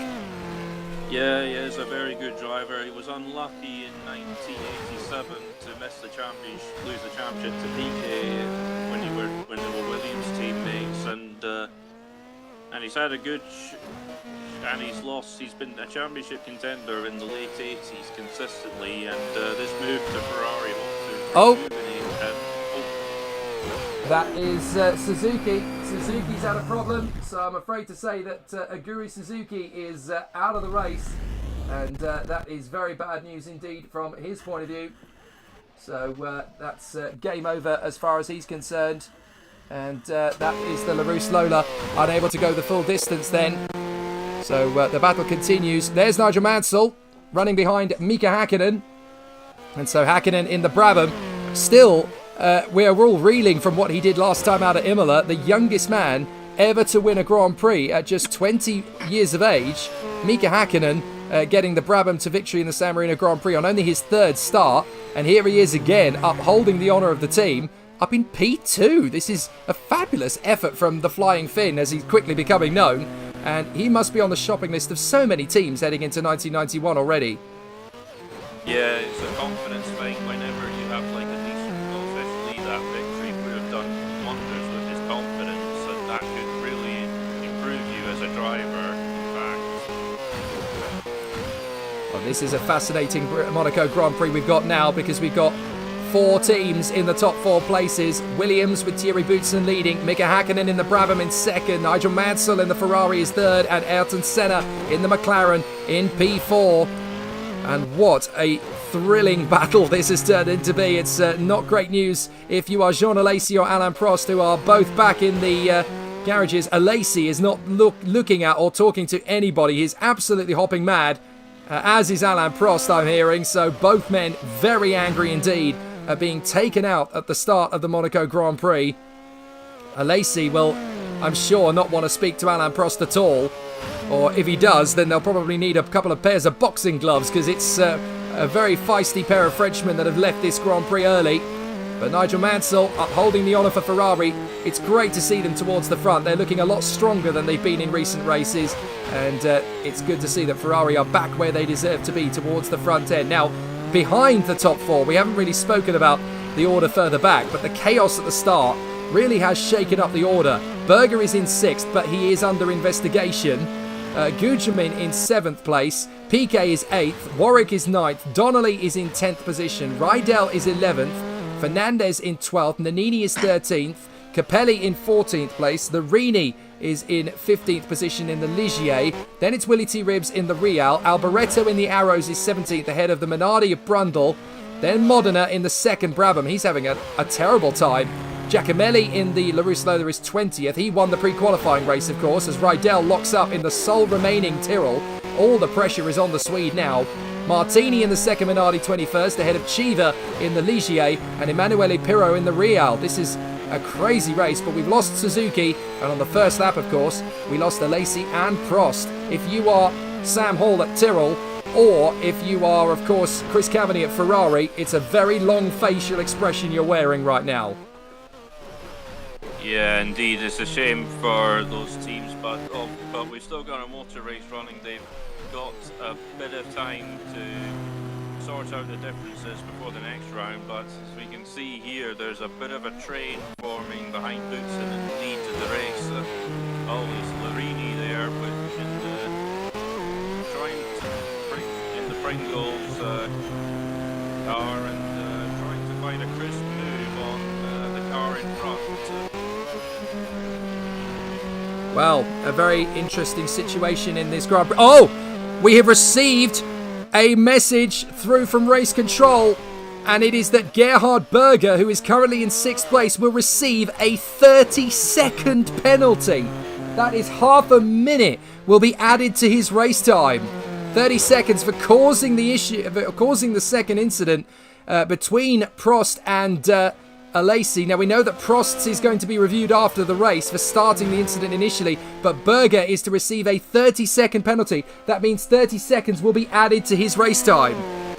Yeah, that's disappointing for him and the team, obviously leading the championship, winner of the opening round, while Senna's been showing some speed, but poor reliability. He's been bringing in the car, he's been bringing in the results for the team, including, of course, the victory. Oh, and Donnelly locking up there, coming towards Mirabeau. Yeah, Donnelly was very lucky, I have to say, to get away with that one. He almost clouts the wall. He's having problems again there, look. Really struggling, Martin Donnelly, to get the car slowed down. I wonder if that's a problem developing with the Lotus Renault, because that car is really struggling to slow down in the braking zones. But look at this. Hakkinen and Mansell have caught right up to Boutsen. Boutsen is not able to get away. The Williams is actually really struggling for raw pace at the moment, and Hakkinen and Mansell have stepped up the attack on Boutsen. This is a brilliant four-way scrap. Williams, Brabham, Ferrari, McLaren, Boutsen, Hakkinen, Mansell, Senna. This is what we want to see in the F1 World Championship. Many teams at the front battling for that victory, and so far, but Boutsen's holding them off. This is a track not known for overtaking. You have to be very brave to make an overtake here and make it stick. But fortunately, at the front, we have got 4 very brave individuals. Thierry Boutsen, Mika Hakkinen, Nigel Mansell, Ayrton Senna, Williams, Brabham, Ferrari, McLaren. And they are absolutely loggerheads at the moment as they duel away. Now, behind them we've got Berger, who is in 6th position behind Riccardo Patrese, but now we know he's got a 30-second penalty, so he has dropped all the way out of the top 15. He's down at the back. Apparently, Tyrrell and Ferrari have discussed this internally. They are actually going to go for a bigger protest against Gerhard Berger. They think that 30 seconds penalty is not enough. They feel that more should be done about this. Now, Michael, that is fascinating that two teams have decided, you know, their race has essentially been destroyed by one driver. So they're deciding they're going to go at McLaren. This could start a really interesting team war. Yeah, this should be something for the FIA tribunal maybe in a few weeks before the next round, probably, and hopefully things can be resolved there. And indeed, but as I said for Berger's time penalty before we got interrupted, that penalty has to be served at the end of the race, so you can't serve it in between a pit stop, like stop the car for that amount of time and then do a pit stop. It's not allowed. So he has to try and build as much of a speed he can, and hopefully hope for the best in Berger.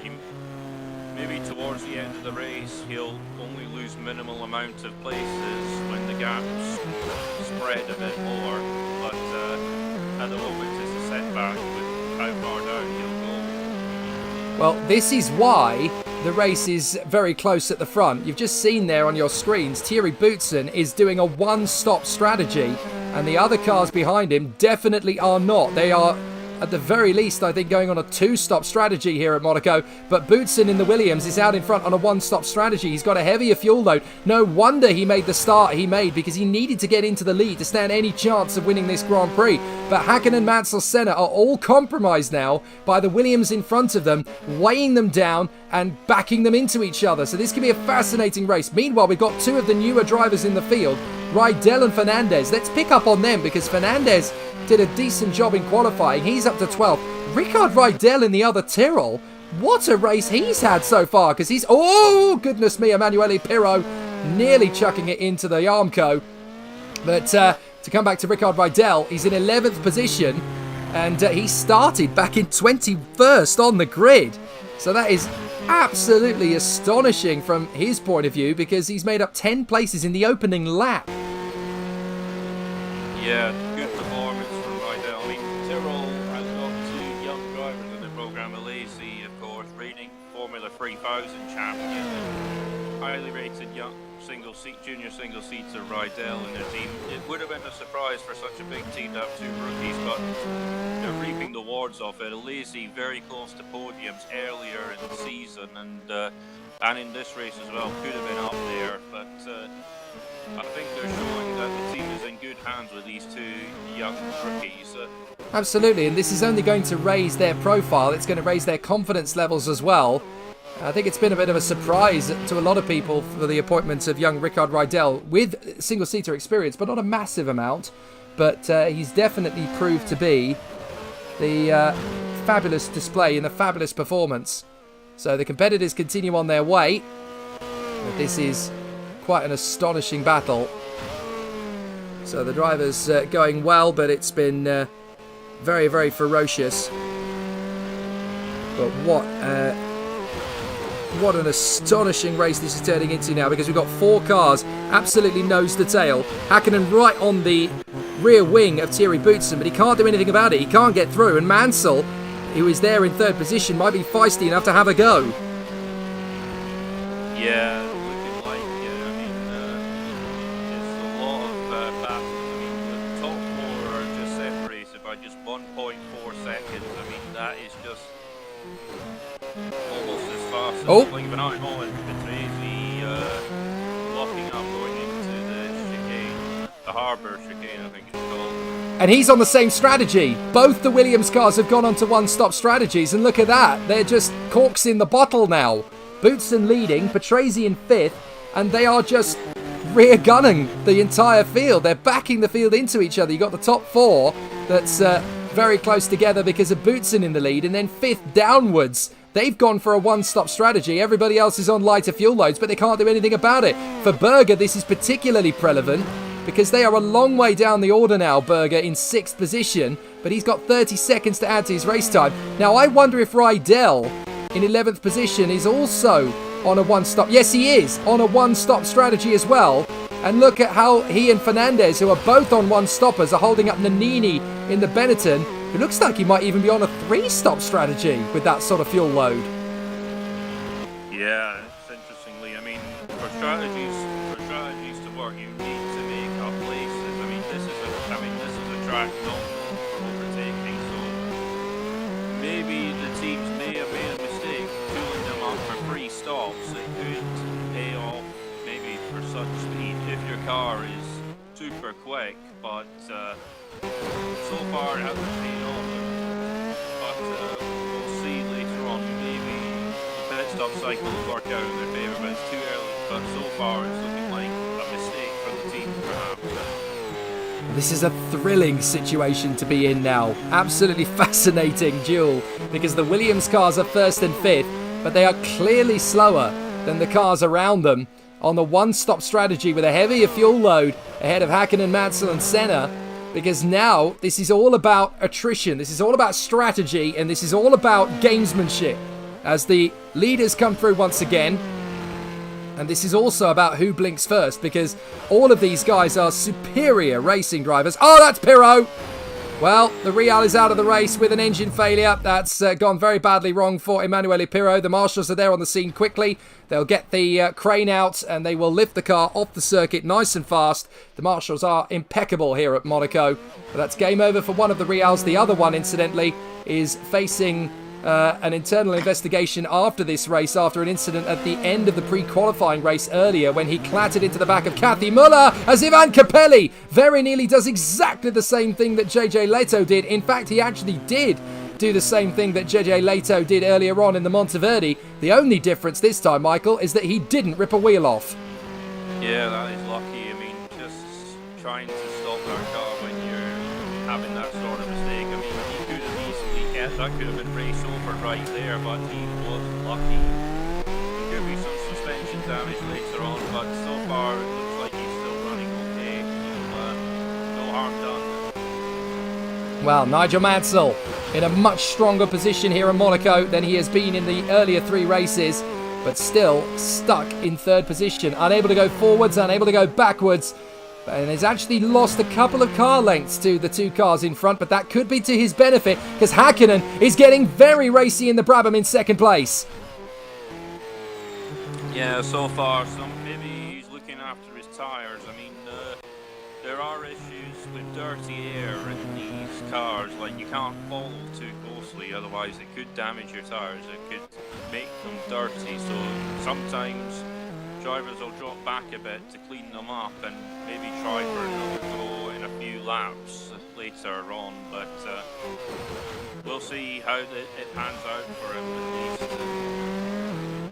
So Boutsen leads the way, Hakkinen 2nd, Mansell 3rd, Senna 4th. We're on lap 14 of 78. It's a long race, the Monaco Grand Prix, but these guys know that, and they are going to push right the way to the ragged edge. And this is a tough battle to face. Look at Mansell on board in the Ferrari. The car so much stronger here in Monaco. Now this is definitely going to help if they can get a result out of this and not just run at the front. If the Ferrari can take home some points or a podium, that's definitely going to help Ferrari to move forward. It's going to help them with their progress. They're going to get a little bit more prize money out of it. It'll help them to accelerate their charge for the season, progressing forward. But this is such a difficult job now for Mansell because he can't overtake so easily. Oh, Piquet's out! Piquet's out! Piquet's got a problem. He's slowing. And Nelson Piquet, the man fighting for the lead of the championship, is out. And you're right, Michael. It's a puncture on the left rear. So Piquet in the Benetton is out. He will not repeat his fine performances at Interlagos and Phoenix, and he did do a fine job, of course, in Imola until his retirement, but it's an uncompetitive weekend for Piquet that ends early.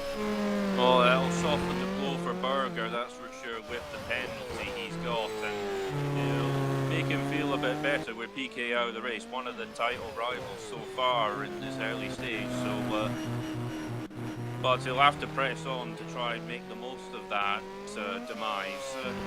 Yeah, at the moment he's not really looking at anything like what he needs to get a decent result out of it. Here's Hakkinen pushing forward, 2nd place at the moment, half a second behind Boutsen.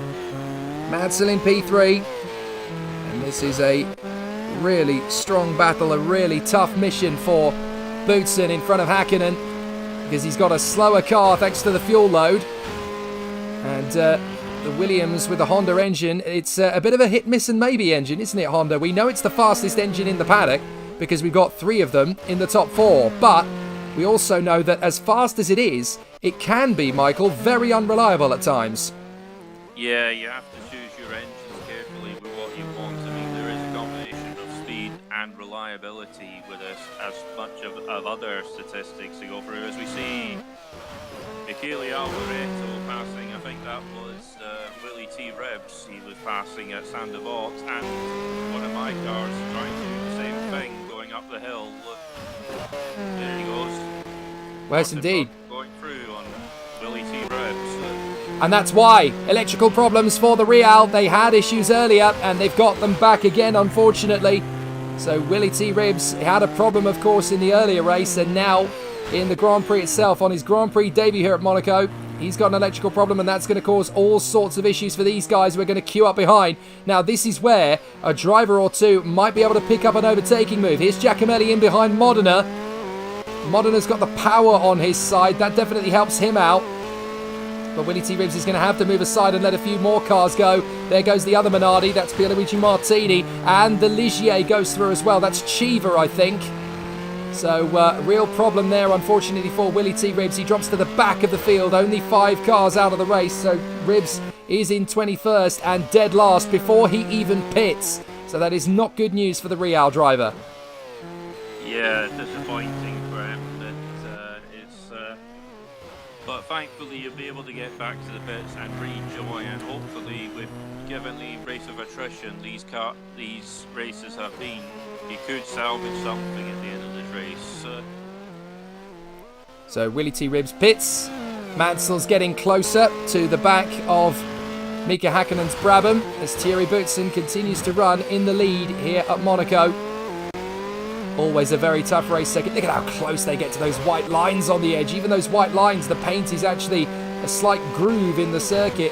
And if you hit that at the wrong angle, at the wrong speed, even the white lines can kick you off the circuit. As Nannini is getting through and making his move on Fernandez. He's got a problem now. The Arrows is in trouble as well. Oh, and that was a little nudge there from Larini in the Ligier to get through. So problems there for Adrian Fernandez, and now his teammate Alboreto is going to make mincemeat of him on his way up to Tabac. Yeah, shame for Adrian Fernandez. I mean, he always, but like Willie T. Ribs, he'll be able to do the sort of control-alt-delete in the pit lane, and so it isn't really a race-ending problem for him. But we'll see how it goes. Senna having a look at Mansell at Mirabone, coming down the hill to Lowe's Hairpin, and that was a chance, but it was a brave one, but he got better off it. Well, Senna is getting fed up and frustrated, sat there in 4th position. He feels, I can win this Grand Prix like I won it last year. So, fascinating battle as Ayrton Senna, who's already won the Monaco Grand Prix twice, don't forget. He won it in 1987 for Lotus, and then he should have won it in 1988 before he binned it at Tabac. And then, unfortunately, into Portier, he lost it. And then last year, of course, Ayrton Senna won it at a canter. If he's going to win this year's running of the Monaco Grand Prix, he's going to have to really dig deep and find something special to make it work, because he's got 3 cars in front of him at the moment. He's not even looking at a podium the way things currently stack up. Boutsen leads in the Williams, Häkkinen 2nd in the Brabham, Mansell 3rd in the Ferrari, Senna 4th in the McLaren, and there's 1.4 seconds covering the top 4. You couldn't have asked for a better battle at Monaco. Yeah, good battle, really. I mean, it'll take a super brave driver to make a move, but at the moment something's got to give in this lead battle. So here we go, Senna's going for it again. Oh! Very nearly made contact. I tell you what, Mansell absolutely determined not to lose the place. Senna absolutely determined to make the place happen. And this is absolutely brilliant from 2 of the most ferocious drivers. They have actually had each other by the throat at Spa 3 years ago when they hit each other off in the wet. So don't cross either of them on a bad day, as Senna is desperately trying to get a win on the board. He's had 3 chances to do it so far, at Phoenix, at Interlagos and at Imola, and on all 3 occasions the race has been taken away from him on a mechanical problem or an accident. So Senna now desperate to make something count in Monaco in 1990. But Mansell has caught right up to the back of the Brabham of Hakkinen. Looks as though he might strike first. Yeah, Senna's lost a bit of ground in that lap after that, but he's still with the leader, still keeping them in sight, so he could use the time to regroup and plan an attack later on as we see Gugelmin in the pits this lap. So Gugelmin comes into the pit lane, and that's for the first of 3 stops potentially. Yeah, look, he's only going to lap 40. That's the halfway point. So Gugelmin and the Leighton House, they're on a 3-stop strategy. So that is fascinating. Now they may change it up, of course. They may go for a 2-stopper later in the race, but Gugelmin rejoins right in front of Rydell. Now that's interesting because that gives us a bit of an indication from the leading group of pit stoppers where they can emerge. They'll basically emerge in front of the Tyrrell of Ricard Rydell, who is on a 1-stop strategy and holding up the field. So Gugelmin on a light fuel load can now scamper off into the distance, and he's on fresh tyres, so that will help him out as well. Now, what's the progress on Gerhard Berger, I hear you ask? Well, as we already know, he's got a 30-second time penalty for his involvement in the incident with Jean Alesi and Alain Prost on the first lap that put the 2 Frenchmen out of the race. But that 30 seconds will drop him currently to 14th position. So Berger is doing his best to make up as much ground as possible, but certainly a 30-second penalty should see him 14th at the moment. Now that is still out of the points, so it looks like it could be stalemate for Berger at this point. Yeah, well, he's doing what he can. He's still right behind Patrese, who is really hampering his progress. I think we want...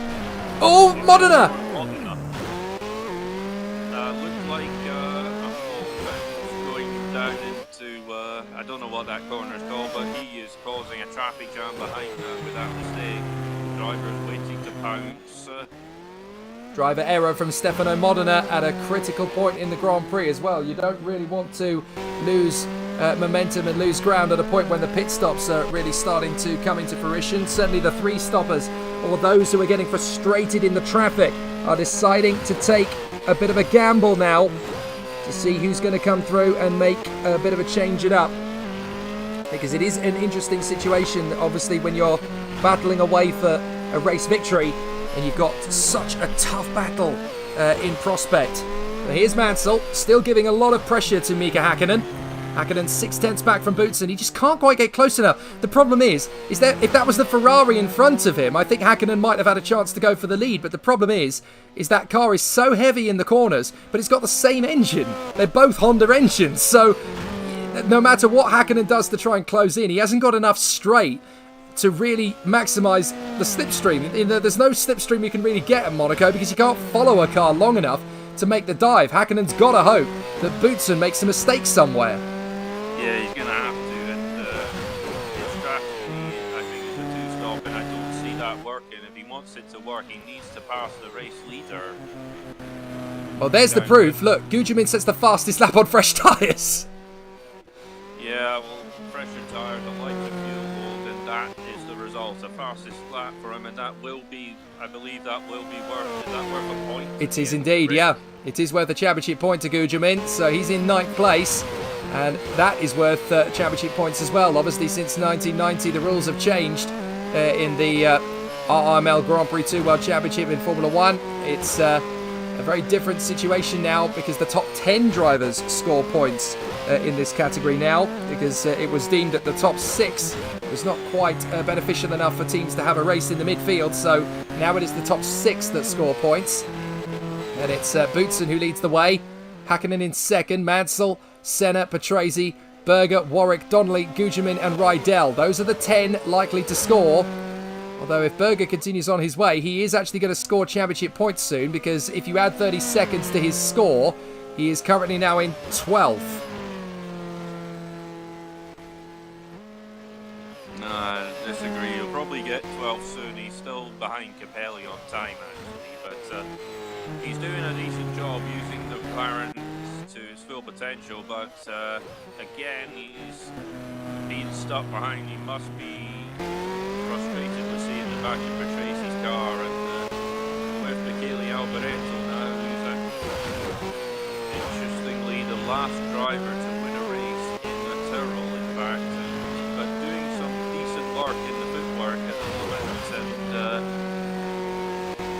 This must be frustrating for Michele Alboreto because only 2 years ago, of course, he was in a Ferrari and finishing second in the Italian Grand Prix.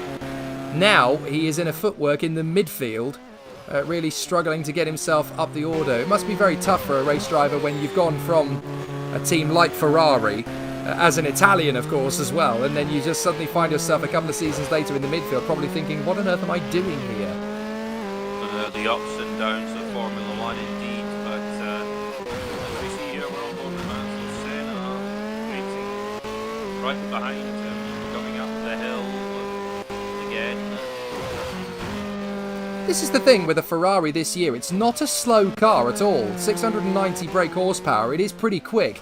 The other teams are starting to develop their engines. They focused a lot on the strength and durability of the Ferrari for these 2 or 3 races. Ferrari, they knew that they needed to get some points on the board to actually get their season up and running effectively. They have scored points, just not a lot. So Ferrari's team boss Chris Cavani took the stance of reliability being the factor, but Monaco is an important one for Ferrari because they've got a strong car in terms of mechanical grip. So the relatively powerful engine they've got with that Ferrari does actually give them a bit of a benefit, because it means that they are able to maximize the acceleration points on a circuit like this, where you don't have massive long straights. You just need to have good mechanical grip and good acceleration through the turns. We've seen a few times in this race already that Mansell's able to gain good ground on Häkkinen in front, but then they just get caught in the dirty air of Boutsen and Häkkinen on the straights. He then has to back down a couple of car lengths and make another crack at him. Yeah, he has to rethink his strategy race-wise indeed, and we see here the battling for the lead, just half a second between Boutsen and Häkkinen. Häkkinen may be thinking of having a look at the Belgian in front as we're on board with Boutsen now coming through the chicane, down the hill toward Mirror once again. And on board with Häkkinen now, right almost hairpin.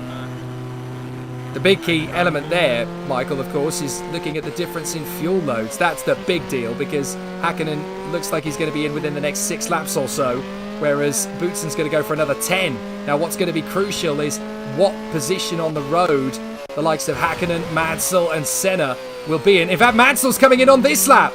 Mansell in the Ferrari is going to come into the pits on this lap in the Ferrari. Now, this could be a stroke of genius from Mansell. He's getting stuck behind the 2 leaders, but if he gets out on fresh tyres with a relatively light fuel load, he could jump both of the guys in front. Look at him on this lap, on this in lap. He is pushing right in behind Häkkinen.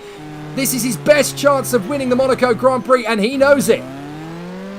Yeah, not forgetting clean air as well is also important to come out in clean air as well, which will help with no cars in front of him as he comes out, as we see here, getting the work done, changing the tyres, the fuel, wiping the visor, of course, and he rejoins 9.2 seconds. That is a decent stop in F1 terms, I think. Now, I was just going. No, it's okay. I was just going to say, big question. Will he get out in front of Rydell? He does. Relatively close in relatively clean air, so that stop couldn't have gone much better for him. He needs to use the advantage he has in front of him to good effect now. Absolutely. Watch the lap times tumble as Mansell goes out on a fresh set of tyres with a relatively light fuel load, I have to say. It looks like he could even be trying a 3-stopper. He's gone long into the first stint, but they may try and maximise this into a 2-stop. They can be a little bit fluid with the strategy as Eddie Cheever... Oh, dear, oh, dear. And all 4 wheels are... Oh, he's hit the wall again, but could there be damage to the front wing? All 4 wheels are still connected. Well, effectively, he seems to have got away with that, Michael. Yeah, I mean... that car must be well built. I mean, there must be those front wings must be super glued to the car, perhaps. Who knows? But still running at least with that whole. Oh, Boutsen! Suspension failure! Boutsen is out! Boutsen is out of the Grand Prix! Oh, was there contact, or is it a suspension failure, or was there contact? There was no contact in the end by the look of it, or certainly there wasn't there. He might have struck the barrier somewhere before, but the front left suspension you can see there is out of position, and therefore Thierry Boutsen, the race leader in the Williams, is out of the Monaco Grand Prix.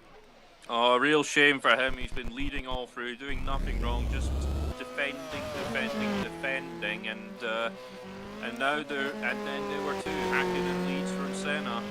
And watch for Mansell now. The lap times are going to be a real interesting prospect, but Patrese is still in with a good shout of a decent finish for Williams in third.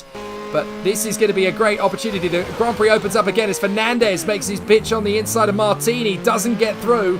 So Fernandez remains down in 18th as he tries to make his move for an overtake.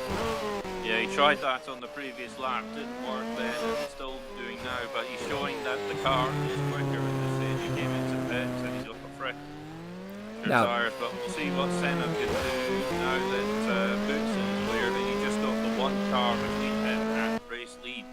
This is definitely going to give Senna a good chance to go for the Grand Prix lead now, right in behind Mika Hakkinen. Hakkinen has a lighter fuel load, but Senna is Ayrton Senna. He's never going to back down from a fight if he's got a chance of it. As we ride on board with Mika Hakkinen, the Martini stripes on the nose cone. Very indicative. There you go, Mansell, bang! He puts in a 1:19.4. He's pushing this.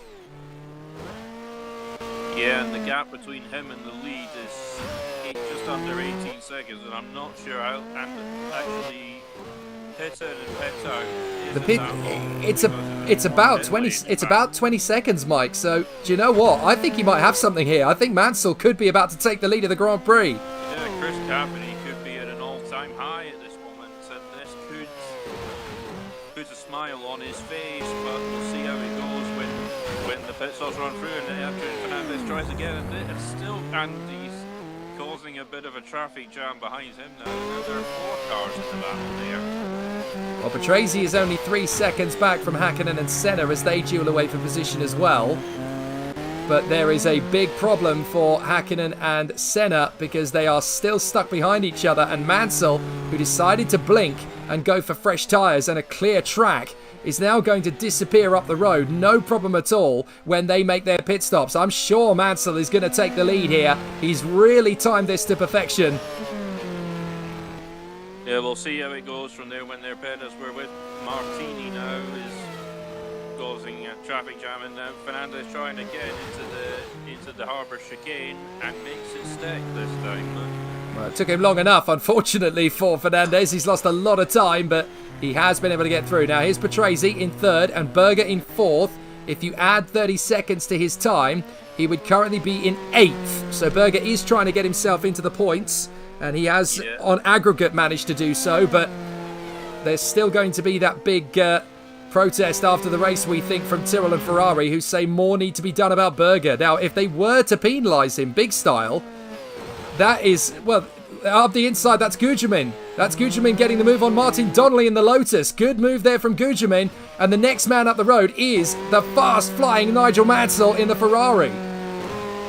Yeah, indeed, using the car to their advantage. Still, there's still some pace in that Leighton House just yet, in fact. Now, I was going to make the point that if they decide to penalise Berger further, who actually pits in on this lap, so Berger makes his pit stop from P4, if they were to penalise Berger further, that he could potentially even miss a race. And if that were to happen, McLaren's reserve and test driver is the almost unheard of Mexican Giovanni Aloy. Now, if he were to make his Grand Prix debut next time out, well, that could be a massive hammer blow for McLaren. Well, let's not speculate just yet on that as we see another battle. There's Patrese still running in third, trying to get something for Williams after Boutsen's retirement. And Nannini, last year he won the Japanese Grand Prix, inheriting it from Senna's disqualification, and is now staring down the back of the Minardi. Yeah, Alessandro Nannini not having any fun at all in this race currently as he runs down in 18th position. But Mika Hakkinen having a tough time. He seems to have become a serial front runner in just 3 races. This is his 4th Grand Prix now, and he is half a second in front of the 1988 World Champion. Here he comes! Hakkinen comes into the pits. Now this one is critical. This is a race-deciding pit stop potentially. Yeah, will this get him out ahead of Nigel Mansell, who's been flying of late? A quicker pit stop than 9 seconds would maybe give him a shot.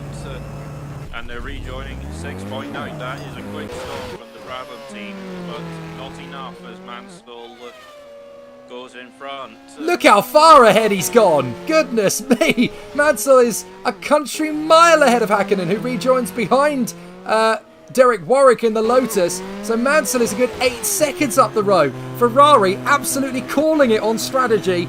And surely he's going to be cannon fodder. Senna's not going to have a hand to him at all. Look, he's 12 seconds back from Senna. Senna is finally released. But there's no way Senna's going to get out of his pit stop ahead of Mansell. Yeah, I don't see it, but he'll have a quicker car than Mansell. But Mansell's being hampered a bit by fellow countryman Donnelly in the Lotus in front, as we see Modena now in a scrap going up the hill. There's Patrese now running second in this race. One of the most experienced drivers in the pit lane, in fact. He's been racing since the late 70s in this category.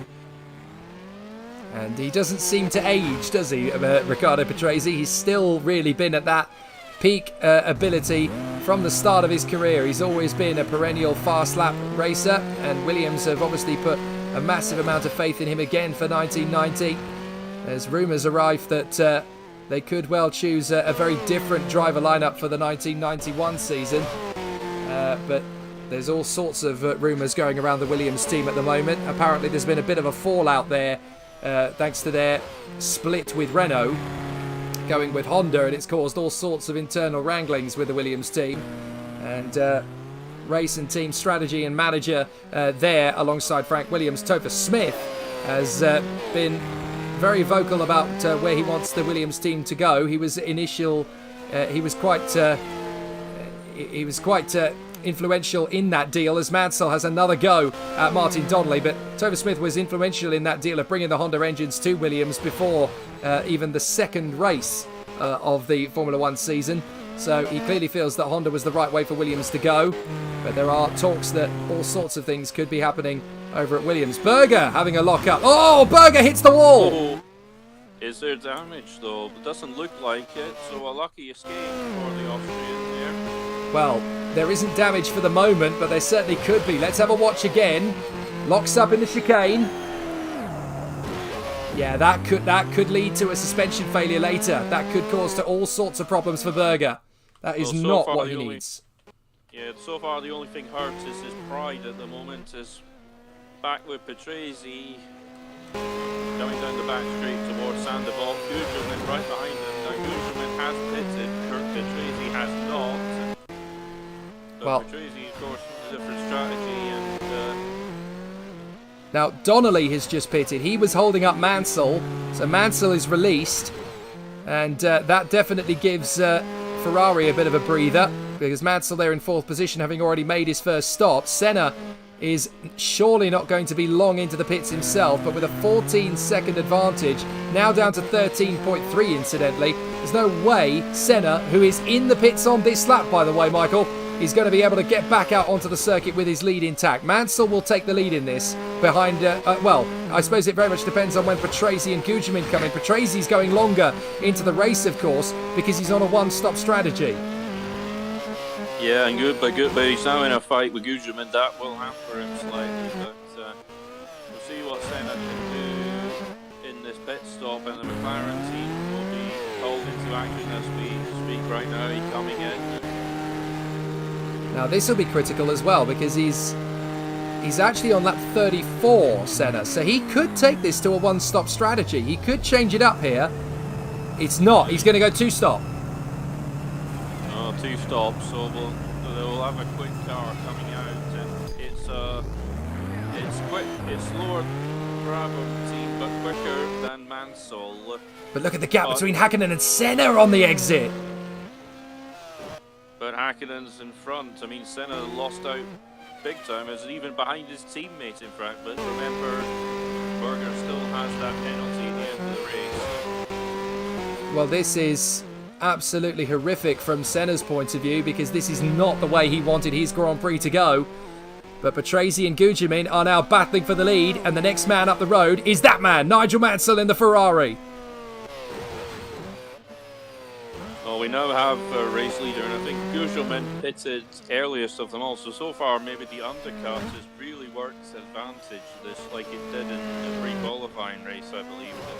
You're absolutely right. Earlier were advantage. It's a very good point. There's Martini getting it slightly wide at the first corner, but keeping it out of the wall, the most important thing of all here at Monaco. But it's a good point, actually, because Gugelmin has been able to get closer to the guys in front, and Gugelmin with the undercut. Actually, technically speaking, you're right, because I'm fairly sure that Gugelmin, who I think is on a 3-stop strategy, is bidding to become the outright race leader of this Grand Prix. He's certainly going to be the first of the drivers. He's certainly the first of the drivers to have pitted. But if the 3-stop strategy isn't quite right and the 2-stop strategy is, then Mansell is effectively leading this race. Gugelmin is desperate to try and get past Patrese quickly, because if he does, and Mansell struggles to get past Patrese, he can build a gap. Here's Chiva on the inside of the Minardi, and Chiva gets through into 19th. Yeah, needs to move, just the classic inside line coming out of the chicane, and so far pays off. You'll notice I'm being impartial in commentary, that's obviously a shame for Minardi team, but obviously they'll try and obviously showing good reliability at least. I'm appreciating them at that. So Mansell is still pushing to try and close up to the 2 leaders, and he is catching them pretty rapidly. The Ferrari working well here at Monaco as he closes up on Gugelmin, but the race leader is still Riccardo Patrese in the Williams, and now it is a 3-car tussle. Here we go. It's another good battle in Prospect as Modena locks up. Modena in the Brabham.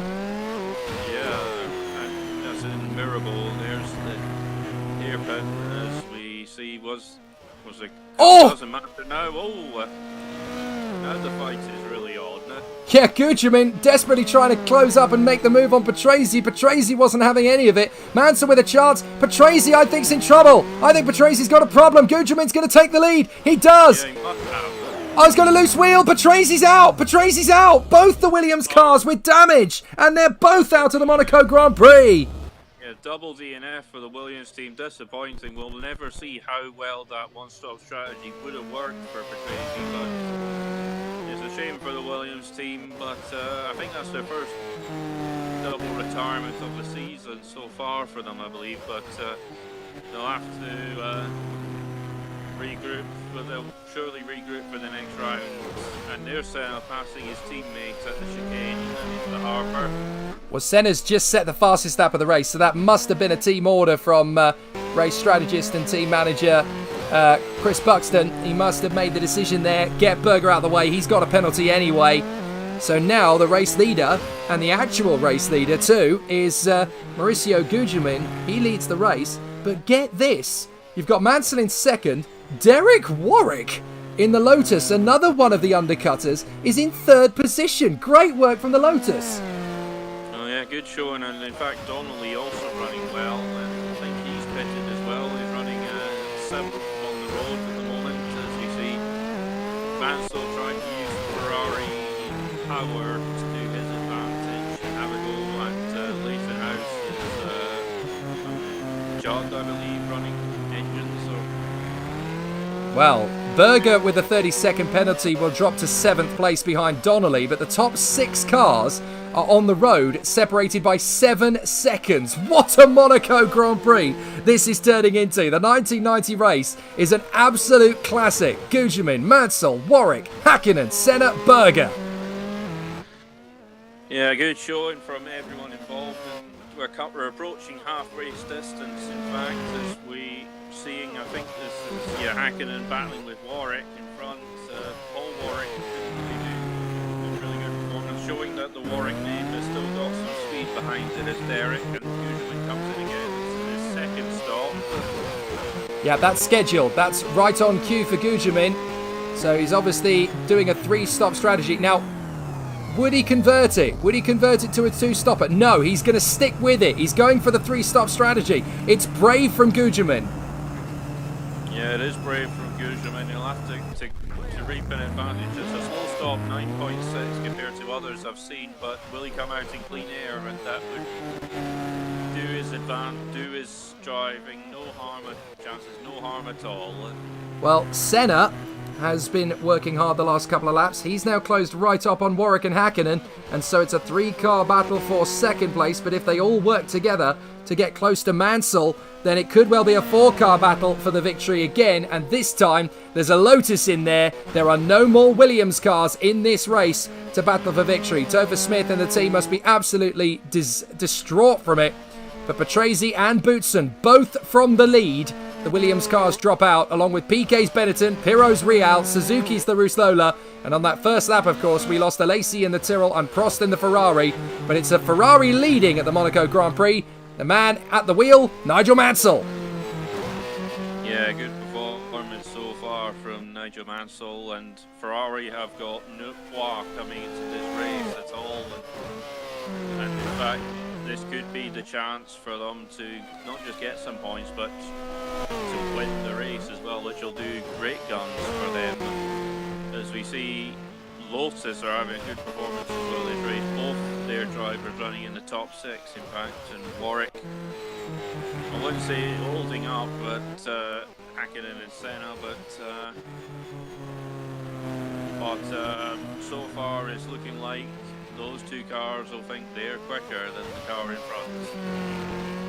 So out of the final turn, Hakkinen pushing hard to Derek Warwick. The Lotus driver finding himself in 2nd position. That would be the highest finish Derek Warwick has ever had to a Grand Prix. He has not yet had the chance to finish on the podium of a Formula 1 race.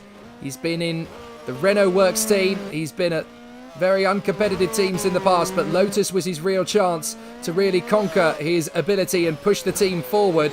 He's been very highly rated. He was meant to join the team alongside Ayrton Senna a couple of seasons ago, but Senna vetoed the move. He said, I don't want Derek in the team because I know how competitive he is and he's going to give me a hard time. No wonder, because here is Derek Warwick now in front of Hakkinen, who won last time out, and Senna, who's a world champion. Yeah, I mean, these are 3 talented drivers in 3 different teams, and I think they're running the same strategy as well. Hakkinen and Senna are on the same strategy, I think, certainly, but they've been a bit under the radar, the 2 Lotus drivers. They haven't really moved as much in terms of their strategy for the race. In fact, they've just been climbing up the order quietly, and now they're right up there with the front runners. Well, Mansell is going to be the first of these drivers to make a pit stop, but they're going to be within a couple of laps of each other, so it's not going to be quite as dramatic a swing in the final pit stop phase as it was before. Now, Gugelmin has clear track in front of him. That's definitely going to help, because that's going to increase his ability to move forward. Looking at the points behind the top 4, we've got Berger in 5th, although add 30 seconds to his time, so Donnelly is technically 5th, Gugelmin is technically 6th, Berger would slip to 7th, Rydell 8th in the Tyrrell, Larini 9th in the Ligier, and in 10th place it is the Arrows of Michele Alboreto. So a fascinating situation, but Brundle in 11th place in the Minardi is not far away from getting them their first championship point. Now, there is Mansell closing up on, now that's got to be Capelli, isn't it, to lap him? Yeah, this is the stage where lap cars will probably come into play, in fact, and that could also hamper your strategy. You have to clear these cars quickly and effectively, safely as possible, in fact, as we've seen in the pre-qualifying race how much of a hindrance they are to faster cars. We've seen some incidents like, of course, Brundle and Ratzenberger earlier on, but well, Brundle's recovered from that. He's having quite a good race, just a few tenths off the points at the moment. But so far, once these cars reach a huge gaggle of cars, it's about who can make their way through traffic the best. And you need to catch these cars at a good time as well. If you catch them through the twistier parts, you've got no chance of taking it through, no matter how slow they are. Oh, Mansell and Capelli tripping over each other there, as Mansell getting very irate behind Ivan Capelli. But there's no flags to get you out of the way, so Mansell's just got to dig deep and find the space. Senna is getting so fed up staring at the gearbox of the Brabham of Mika Hakkinen. He's been staring at it for most of this race, inadvertently through Mansell's Ferrari. but this is definitely not the way he wanted it to go. Mansell now makes his launch on the inside of Capelli in the Leighton house. Capelli very hesitant to let him go, I have to say. But then when you're in a car that your teammate is driving towards the front end of the field and you're in the same car towards the back, Ivan Capelli will be pretty fed up of his lot, basically. Oh, that's Willie T. Ribbs just locking up there at the station hairpin. He's already had his thrills and spills for the day, of course. Yeah, the team had to repair that car before qualifying for this race after an incident post-race. It was, we'll see, he's under investigation for it, but for my opinion, I think it was, and I think maybe Calvi Miller was the other driver involved, didn't really see him coming out of the pit lane, and obviously when race is over, your concentration is off, and maybe it was just a race, maybe just a... Oh, it's Berger! Berger, he's made a mistake and he's broken the front wing. He's got to race the whole circuit now with a broken front wing. Yeah, that will happen. Remember we've seen his championship rival PK out of this race, and this could, and with that penalty for him, it's kind of a double whammy now for Berger now as he comes into, he'll have to come into pits as Mansell passing the footwork. Giacomelli also passing footwork as well. Yeah, I think it was Fernandez that he was lapping there because he's just got past the Nini's Benetton and he's trying to line up Modena and the Brabham there, Mansell. But, well, I suppose if you're Sam Hall or if you're Chris Cavani, you will be feeling that seeing Gerhard Berger with a broken front wing, the punishment fits the crime, I suppose, from their point of view. And there he is. Look, he's losing time. Willie T. Ribbs has just gone past him as Larini pits in the Ligier. And that promotes Brundle up into 9th place. But Berger is going to have to circulate the whole circuit with this broken front wing. And that is going to drop him a long way back. He's going to drop behind Donnelly, behind Gugelmin. And, well, with the laps he's got left on this fuel strategy, he's going to have to convert this strategy now into his final pit stop. And that is not going to benefit Berger in any way, shape or form. Yeah, it's been a race to forget for Berger this race. He's had the highs of the first three races, winning a race and then 2 more second place finishes, and now it's come back down to earth for him.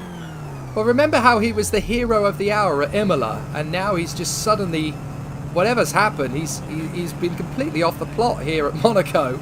He's had a quick lap in qualifying, but ever since this race began, he never really got it right at the start. He ended up in the back of Prost's Ferrari.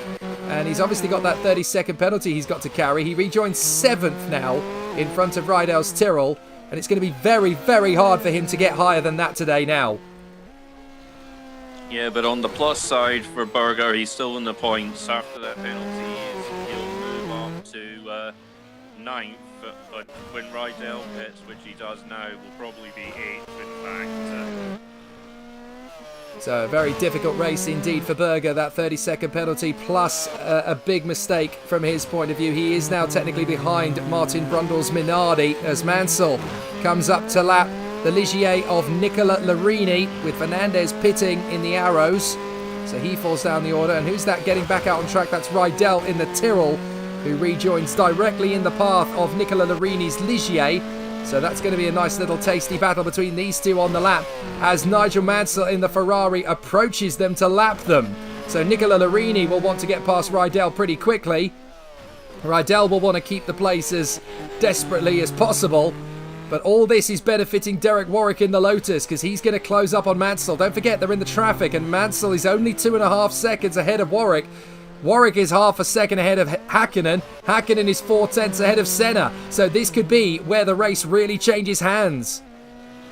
Yeah, indeed, but Mansell has already got 2 black cars between him and the chasing pack as they're going through the chicane now.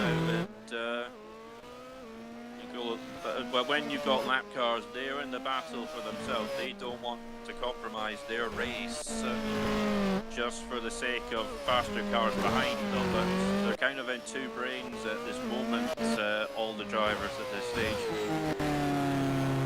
Well, Ayrton Senna is only 3 seconds away from taking a win in the Monaco Grand Prix, but he's got a big frustration bubbling up in him as well, down in 4th position as Brundle rejoins the circuit in the Minardi in P13 behind Alboreto. Donnelly is getting fed up there as well. He's got Modena to try and lap in the Brabham, and Modena's not making it very easy. Oh, well, the Minardi has come out of Martin Brundle right in the path of Warwick, Hakkinen and Senna. That has definitely impeded their chances of going for the victory. Yeah, it was a pit stop for him. He just came out, and obviously his tyres will be cold. He has to get them. Once he gets them up to temperature, he should be a little bit quicker. Capelli's out. Yeah, not sure what happened there. Oh, he's had an accident by the look of it. See, he's gone off at the first corner. He's gone off at turn 1, look. Yeah, Sandoval, yeah, and he's trying to rejoin. Oh, no. He's made a complete hash of that, and he's out.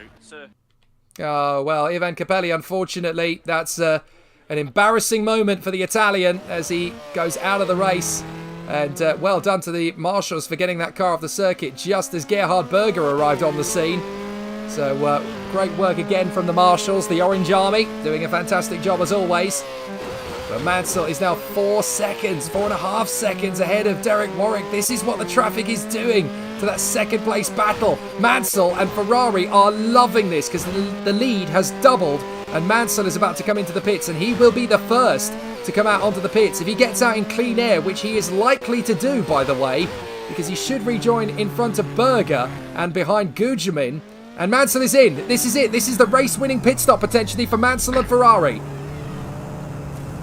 Yeah, good chance. Let's see how they did, or how they're doing in this pit stop. And clocks are ticking. Cars down 9.2. Not the quickest stop we've seen, but it could have been worse for them. We'll see how they rejoin as they exit the pits, and he'll get, as you said, behind Gugelmin, but ahead of Berger. Perfect. That is perfect track placement. Look at that. Mansell's got absolutely clear track in front of him again. And this is exactly what you need at Monaco. You don't need to be dealing with traffic. You don't need to be getting stuck behind slow cars, which is exactly what Warwick, Hakkinen and Senna are doing, going a little bit longer. Mansell can pull out another second or two in this stage of the race. So Derek Warwick in the Lotus does now lead the Grand Prix, and legitimately so. But he needs to pit, so does Hakkinen, so does Senna, and they're holding each other up, but they're also in the traffic. This is advantage Ferrari. Yeah, they've cleared the cars behind, but they got Brundle up ahead, who's obviously on fresher tyres, lapping at relatively the same pace as them at the moment, but they'll probably catch up eventually, but that's brought Ayrton Senna back into play for chances of a podium, in fact. And I'm afraid to say as well, this also really hampers Mauricio Gugelmin because he's got another pit stop to make. He's caught up to the back of Donnelly, and he's going to be challenging him for 4th position. Oh, is that an engine mode for Senna? Oh, I thought there for a moment Senna would have a problem, but he's not. He's okay, but he is again having a look at Hakkinen, and he's getting so annoyed. Sat there in 3rd position. It was 4th, of course. But it sounded to me like there was a Duff engine note in the McLaren. He was just coming off the throttle. The thing is, you don't need to be quite so aggressive when you've got 2 cars right in front of you. You just need to stay close enough to the gearbox of the car in front. You don't have to go on a qualifying lap run. You can't, in fact, because you get impeded by the car that's in front of you. Indeed, but we're looking, it's still battling for this race war. 3 different cars, 3 different teams, 3 different drivers. I mean, we've got 1 world champion and maybe 2 potential future world champions, who knows, but with this battle, in fact, and they're really right up each other's exhaust pipes. Right, Warwick dives for the pits. Yeah, Warwick pitting in this lap. Now this is such an important pit stop because this gives us an idea as to where Mansell is going to be on the same bit of racetrack, as Mansell is not going to be far away at all. Donnelly and Gugelmin go through. That's 8.3 seconds. Where's Mansell? Where is Nigel Mansell? There he is on the home straight. He's going to fly past Warwick. No problem at all there for Mansell. And he's got, look, a decent gap still, but now he's got traffic himself to deal with. Yeah, indeed. I mean, he's got his lapping. I think that's for one of the minorities. Not sure which one, but. And he's being held up by Martini. He does get through though, so no problems in the end, but Certainly that's going to have been a tiny bit of a hiccup for him. So Mansell gets through. Warwick is a good 5 seconds behind Mansell.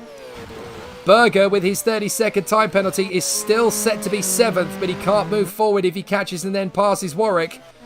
So Berger is not going to finish any higher than 7th in this Grand Prix, the way things currently stand. Gugelmin with suspension failure! Oh my, and in fact, unbelievable. I mean, we'll have to see what happened. I mean, was there contact or was it a failure in the car? Yeah, just failed on the left rear. Yeah, indeed, coming out of the hairpin. I mean, that is a shame for the Leighton House team. They were looking good for a decent finish. And just as I said that Berger isn't going to get better than 7th in this Grand Prix, he's going to get 6th. Curse of the commentator, perhaps, who knows, but bottom line is that Gugelmin is out. And Senna's pitting, so this is it for Ayrton Senna, but he's going to lose ground to Mansell. The only advantage he's got is that Mansell is losing ground as well in the traffic, but Mansell's already gone through. So there goes Senna. Where's Mansell? There he is. He's already through the first corner. He's a long gone man. But where is Warwick? Where's Warwick? He's got through as well. Yeah, he has gone through as well, but we'll see. Maybe the undercut for him will work. In him getting past Hakkinen, perhaps. When he pits, we'll see. With Alboreto and this him passing Larini for 9th place at this moment, and Brundle's closing up on them as well. It was actually Chiva, so he got past the other Ligier. The Larini is in front of him still, but they're still battling away. And it was indeed. I think there's now only 16 cars running because we've lost. 17 cars running. We've lost Gugelmin, so now Martini and Fernandez are at the back of the field, behind Ribbs and Modena. After all of their confusion, but Mansell is still running strong. Now here comes Donnelly into the pits from 2nd. Great racing from Lotus today, with both of their cars running well. They're having a good race, and but Mansell. Oh no! This is strategic because Mansell is being held up behind the Brabham of Modena. Well, Modena really doing that will help Hakkinen. In fact, the gap is 17 seconds, but Modena, I think, is really slow. He may have a problem with that Brabham, but for him to play the team game really is helping the chance of Hakkinen. Yeah, he tried his best there. He did try his best, didn't he? And imagine it could be win number 2 coming his way for Hakkinen. We'll see when he comes out before he goes in. He has to win the pits first. That could have been so close for Mansell. He very nearly pulled off the Martin Brundle manoeuvre, and that could have been catastrophic for Mansell if he'd have had a problem there with damage to the car. But he just blipped the throttle at the right moment. He learned from that incident. He did not want to be the man caught up in it. Meanwhile, caught up in it at the moment is Mika Hakkinen, who is right on the back of this battle for the final point between Eddie Chiva in the Ligier and Martin Brundle in the Minardi. Hakkinen going for it, and very nearly tripping over the Minardi, but this is great news for the Ferrari of Nigel Mansell because Brundle resists and Hakkinen is getting held up here. Yeah, getting through it, Razcast just then, but really answering it off. This is hampering an all Modern's efforts. Could go to waste here. Was that a LaRousse just nudging him there? I think that was a little bit of a love tap there from the back of one of the LaRousses there, giving him a bit of a reminder. That's Giacomelli just giving him a hurry up because he's trying to close up on Nannini and make his own bid to get through. Yeah, indeed, but could have just been a lockup trying to avoid contact with another car. Oh. We see the back off with Warwick, Senna. Now Warwick got held up in the traffic there. Senna's already caught him. Oh, what a manoeuvre that was! Warwick went left, Senna went right, and Senna tried to make the move at the first corner. I want to see that one again. Yeah, it didn't work the time round, but that's one way to lap a car. Surely go either side of them. So watch again. Warwick goes left, Senna goes right, and the arrows of Alboreto. I think that was Fernandez. Had the fright of his life. Yeah, indeed. Yeah, that was an interesting overtake for both cars, that's for sure. But battle resumes this lap for Warwick and Senna. One driver who didn't want the other as his teammate, as he said earlier. So there could be some beef between these two now on track together. And I'm afraid to say this for Brabham fans, but I don't think you're going to get a podium today, because Warwick and Senna working together are decimating this gap to Hakkinen, who is stuck in traffic at the worst possible moment. They've left his pit stop too late. He's coming into the pits on this lap, but lap 52 was too late for Hakkinen to come in, really, because Mansell is less than 10 seconds back. Warwick and Senna are 17 seconds back from the Brabham. I don't think he's going to be in the top 3 when this is all played out. Yeah, I don't see it. He could drop behind Senna and Berger as well, and maybe Donnelly if the pit stop is bad, we'll see. But if just before, if whoever's running those Brabham teams want to say, well, Brundle's hampering us, well, I'm not going to hold my hands up and apologise on his behalf, because he's trying his best to try and get some points as well. He's now in the top 10 at least, so I'm not... Cheever coming out.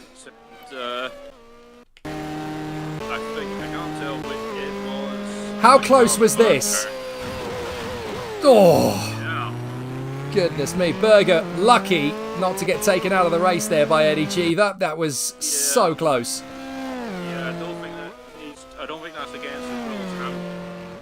Impeding a car after braking, I don't think, but it definitely caught Berger unawares, and he's had a miserable race, but he doesn't want something like that to add to it.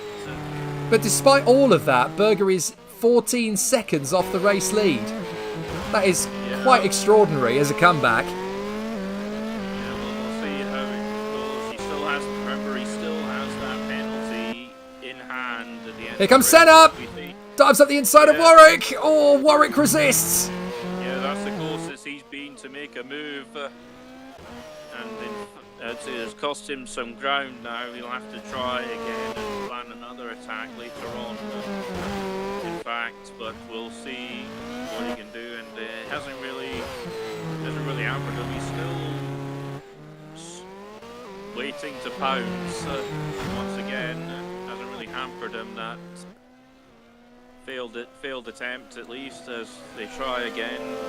Another lap completed for them through Sandevort.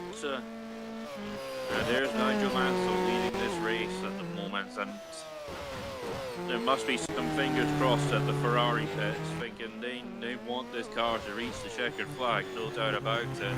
Well, that's the thing. They've scored a couple of points based on the fact that Prost retired near the end of the American Grand Prix at Phoenix, and special dispensation was given to the lack of finishers to allow the top 10 to score points, even though only 6 cars actually made it home. But they haven't managed to finish a complete race distance yet in this Ferrari, and Mansell has gone certainly further in terms of percentage of the race that a Ferrari has gone since Phoenix. Here's Berger, about to lose ground to Hakkinen, I think. Hakkinen dives up the inside. Great comeback from Mika Hakkinen. He makes the move. Yeah, and he's done what so many drivers have tried and failed, but should make an overtake going into the chicane, out of the tunnel. In fact, very impressive move for... I told you, it must be confidence, rejuvenated confidence after that victory, and it's really showing in the hands of that Brabham today. Well, how many teams are going to be thinking about Mika Hakkinen as a potential new signing for 1991? He's got to be on the shopping list of most of the managers for next year, as Mansell just takes his time behind Willie T. Ribbs, the American, who runs in 13th place in his first ever Monaco Grand Prix start. Crazy day though it has been for the Real. Here's Warwick, still trying to keep Senna at bay. But the first 2 men in this Grand Prix have never won the Monaco Grand Prix, as Mansell dispenses with Ribbs. Mansell has won a lot of races, but he's never won at Monaco. The closest he came, arguably, was 1984, when he had a brilliant chance to win in the wet. But unfortunately, the rear wheel of his car just touched the white line at the wrong angle on the way up to Casino Square. And he lost the back end of the car, and it hit the wall. And he was very fortunate to get out without any injuries, but he had one of those fabulous moments of retrospection where he walked away from the car, came back a few moments later and kicked it in frustration. He knew how close a Monaco Grand Prix victory had been, and then snatched away from him. This is a good little battle, actually. We've got Rydell versus the Rini, Tyrrell versus Ligier for 7th position, as Senna tries again on Warwick. Can he get through on the inside line this time? He really commits to the inside line. No, Warwick again resists. Yeah, he's really trying. Senna could be his first podium of the year, but he wants far more than just the first step to the podium. He wants to finish higher up as possible, at least as we see Mansell coming up to lap. He passed his lap ability rather than now catching Bruno Giacomelli, as we see at Martini now. He's not at the best of races, but he's running in the top half, in the top 15 at least. Still running, and that's positive for a team like Minardi.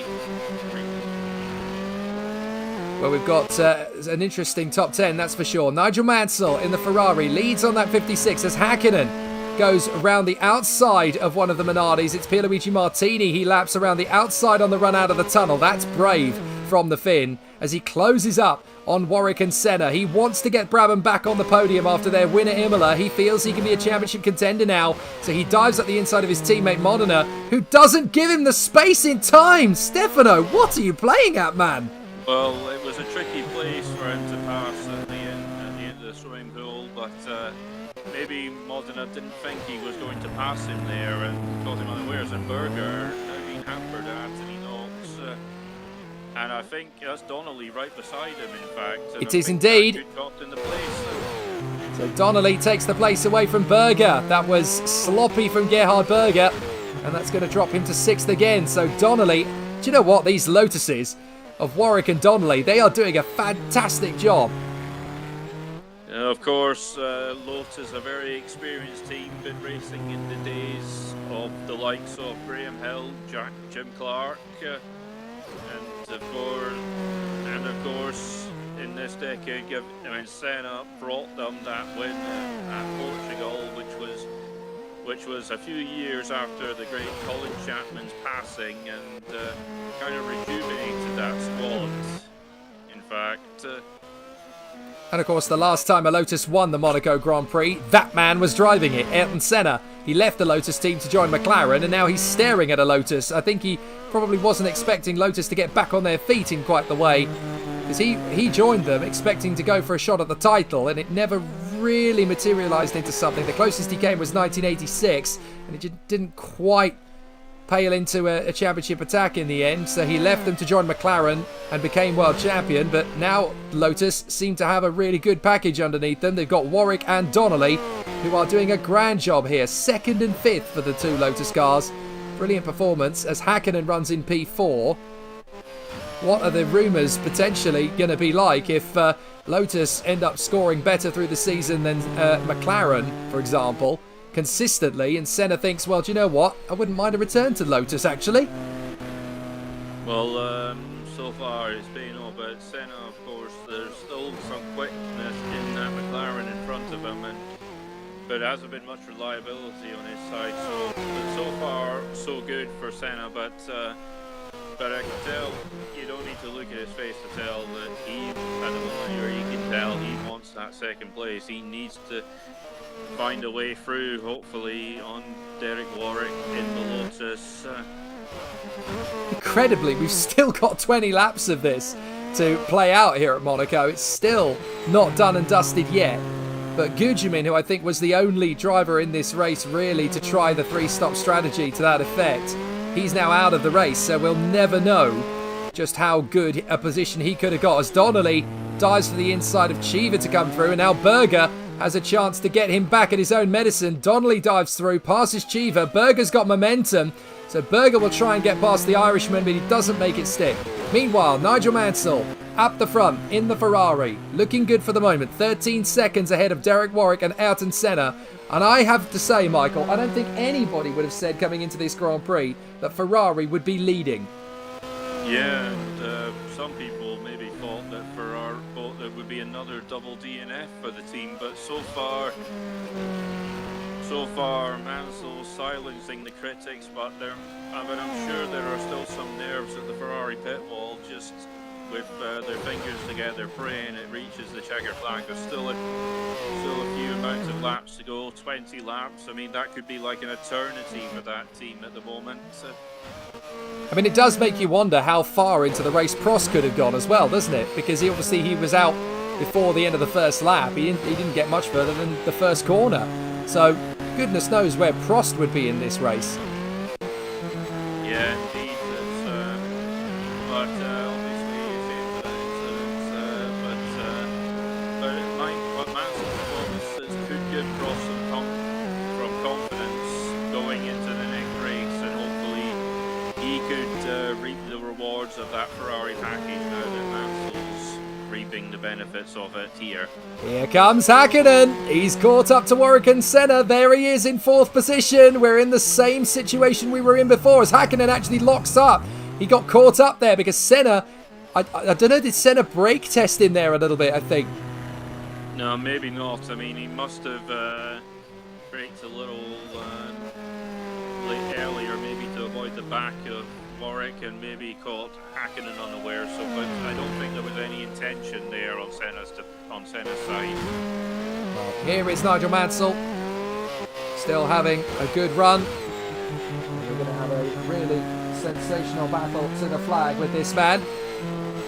For the post-race scrutineering, there is going to be post-race scrutineering, I can tell you. We've just heard they're going to do the spot checks, and they have told us that 3 teams are going to be investigated post-race. 3 teams, and that is not including any protests or any investigations that are currently outstanding. So 3 teams will be investigated post-race in scrutineering.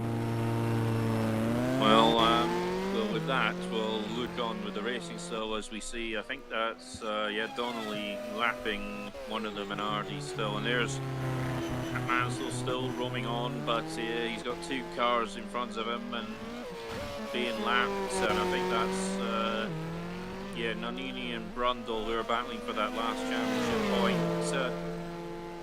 But he's got a decent amount of gap to get by there without any major concerns. As we see, this is Eddie Cheever and Tell you what, this is an awkward moment in the race for Cheever, isn't it? 'Cause he's trying to get out of last place. The car in front of him is Fernandez. He's trying to move up. Senna in second. Senna in second. Where did he get Warwick? Yeah, he must maybe a mistake from Warwick. We'll have to look at the replay perhaps, but maybe it was at the chicane where he tried umpteen times, in fact. So I can only assume it was there. Annoyingly, it's too far back to have a look back on the play-by-play, but Warwick has been passed by Senna, and now he's under threat from Mika Häkkinen in the Brabham. So Senna is through, and look at him, he's just dropped Derek Warwick. He's disappeared into the distance. That's how much the McLaren had in the tanks to try and get past the Lotus. Maybe there's a problem in that Lotus, who knows, but we'll have to see afterwards. And the car looks alright, so maybe it was a driver mistake from Warwick. Clearly the pressure maybe got to him, and then Senna just bided his time and got through in the end. But there's still hopes of a podium for that Lotus team. Maybe they can hold off the young charger that is Mika Häkkinen. I suppose there's only so long you can keep Ayrton Senna at bay behind you, isn't there? He's going to push him very hard indeed. And he's tried his best, but he just couldn't quite hold off Ayrton Senna, who is now setting the pace. So Senna has got 16 laps to close up on Nigel Mansell in the Ferrari up front. But has he been able to look after his tyres? I would argue probably yes, because he's been sat in traffic. So as long as he hasn't locked the tyres and, put some very dirty rubber down on the road, he should be able to have a competitive enough car underneath it. Look, he's taken 2 seconds out of Mansell in that last lap. We have a race on in this race, and it looked like Mansell was cruising at this stage, but now we have... He's got a brake problem! Mansell's got a brake problem, that's why! Oh no! And so it happens again. Ah! Will it be race over? Will he be able to get to it? Well, he can nurse it. He can nurse it back to the pits. He can try and get them to cool it down and get out onto the circuit again. But he's got to be so careful now to try and bring that car home. Look, he's got to come way off the throttle. He's got to try and nurse it. But Mansell will not win the Monaco Grand Prix. Ah. It must be frustrating. I can't imagine how. No wonder Senna took 2 seconds out of Mansell on the last lap. That's gut-wrenching, isn't it, Michael? Oh, he can't go any further. He's gone. Mansell is gone. Yeah, it looks like it's a race-ending problem now. He was so close to the pit lane, but the Ferrari goes no further. And it's race over for Mansell. He must be absolutely sulking at the pit lane. I'm sure the marshals will try and console him as best they can, but at the end of the day, it is another Ferrari double DNF. Without a shadow of a doubt, the star of the race, the star of the 1990 Monaco Grand Prix, yet again, Nigel Mansell will not win at Monaco. And that is devastating, and that means, of course, that Ayrton Senna now leads the 1990 Monaco Grand Prix. Yeah, but we'll sadly never know if he could have called Mansell at the end. Indeed, who knows? But that's been Warwick to second and Hakkinen to third, and Donnelly running well in fourth as well. And Berger, with his penalty, still remains in fifth place. Because Rydell is now running in sixth place, and I bet no one expected that to happen this year. They certainly didn't, did they? P6 for Rydell in the Tyrrell. Still battling away, by the way, with Nicola Larini in the Ligier. Alboreto in the Arrows is 8th. Brundle in the Minardi is 9th. And they are set for their first points of the season. Nannini in the Benetton is struggling, but down in 10th. That was absolutely horrific bad luck for Ferrari. A victory that was pretty much signed, sealed and delivered, as Stevie Wonder would have said. But unfortunately, it is game over. And now we've got a McLaren in the lead. Ayrton Senna leads. Second is Derek Warwick in the Lotus. Third is the Brabham of Mika Hakkinen. But now at least we know, Michael, even though they didn't finish the race, we do at least now know. Oh, as the LaRousse Lola of Giacomelli gets between Warwick and Hakkinen rather dramatically there. That's going to give Warwick a break. But I was going to say, at least we know now that Ferrari are back.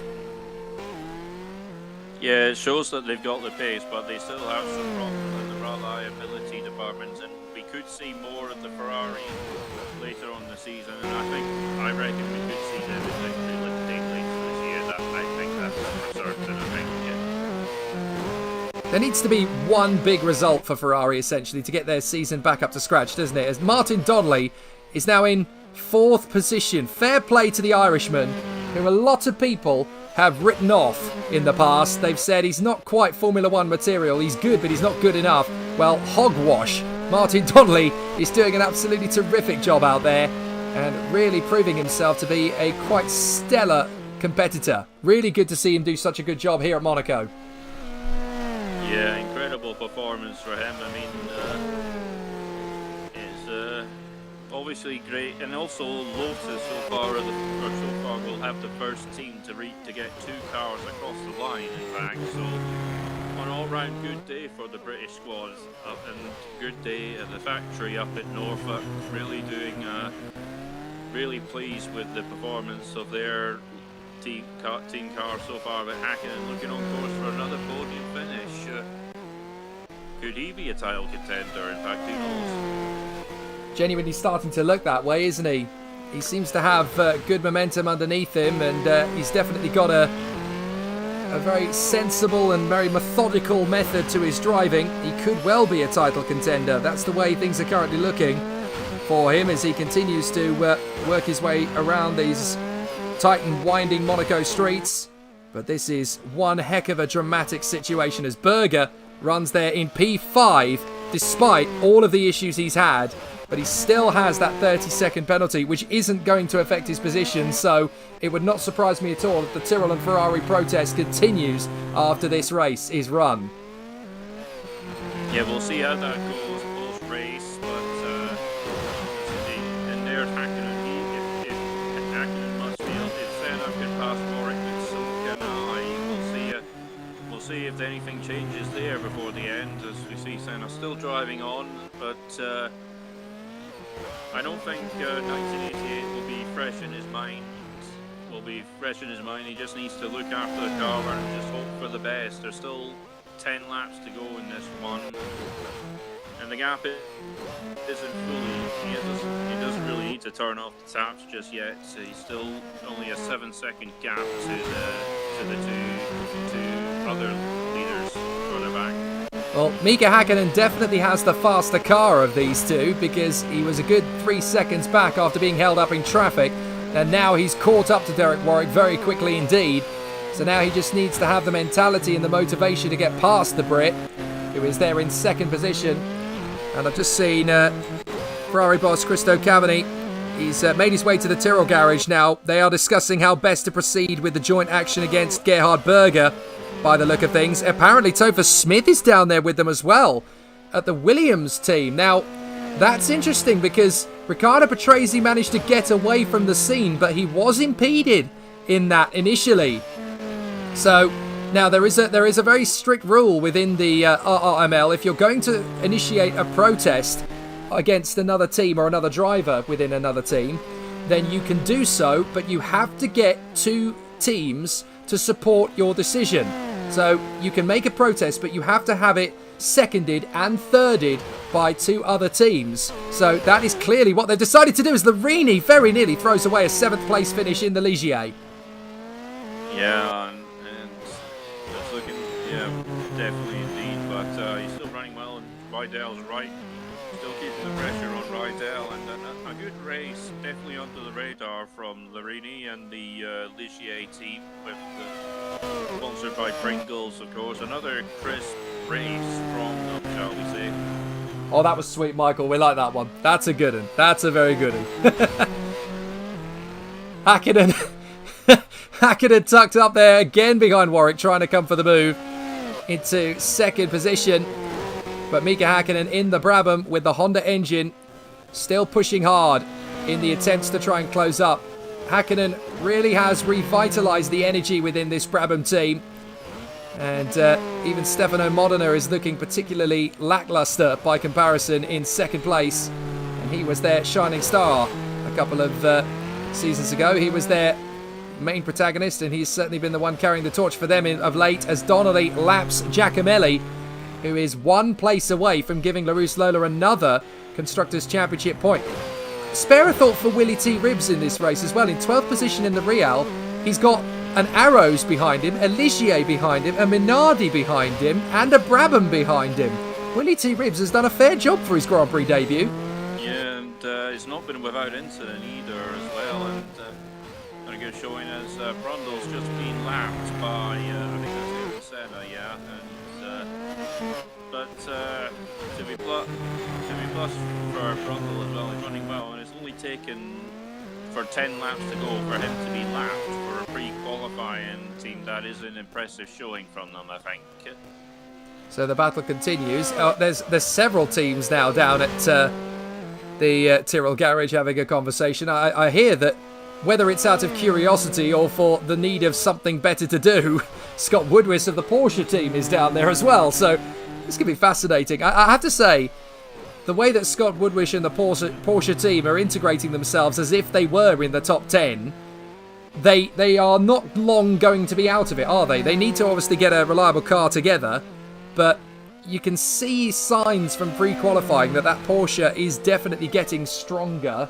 It's been a little bit weak here at Monaco, but then where Porsche really counts is in power. That's where they've had a lot of success over the course of the season already. The Lotus team have apparently been in talks with the bosses at Tyrrell and Ferrari regarding McLaren's penalty. So Ryan Ferris clearly in a position where their cars are second and fourth, and they've got less than 10 laps to go. He clearly feels comfortable enough with the way things are going there that he can come off the pit wall and join in the party games down at the Tyrrell garage. 8 laps to go for Ayrton Senna. He's not far away from his 3rd Grand Prix victory at Monaco. Yeah, another good showing from Ayrton Senna indeed. I mean, Graham Hill now has 5 people, I believe, in Monaco, Mr. Monaco himself.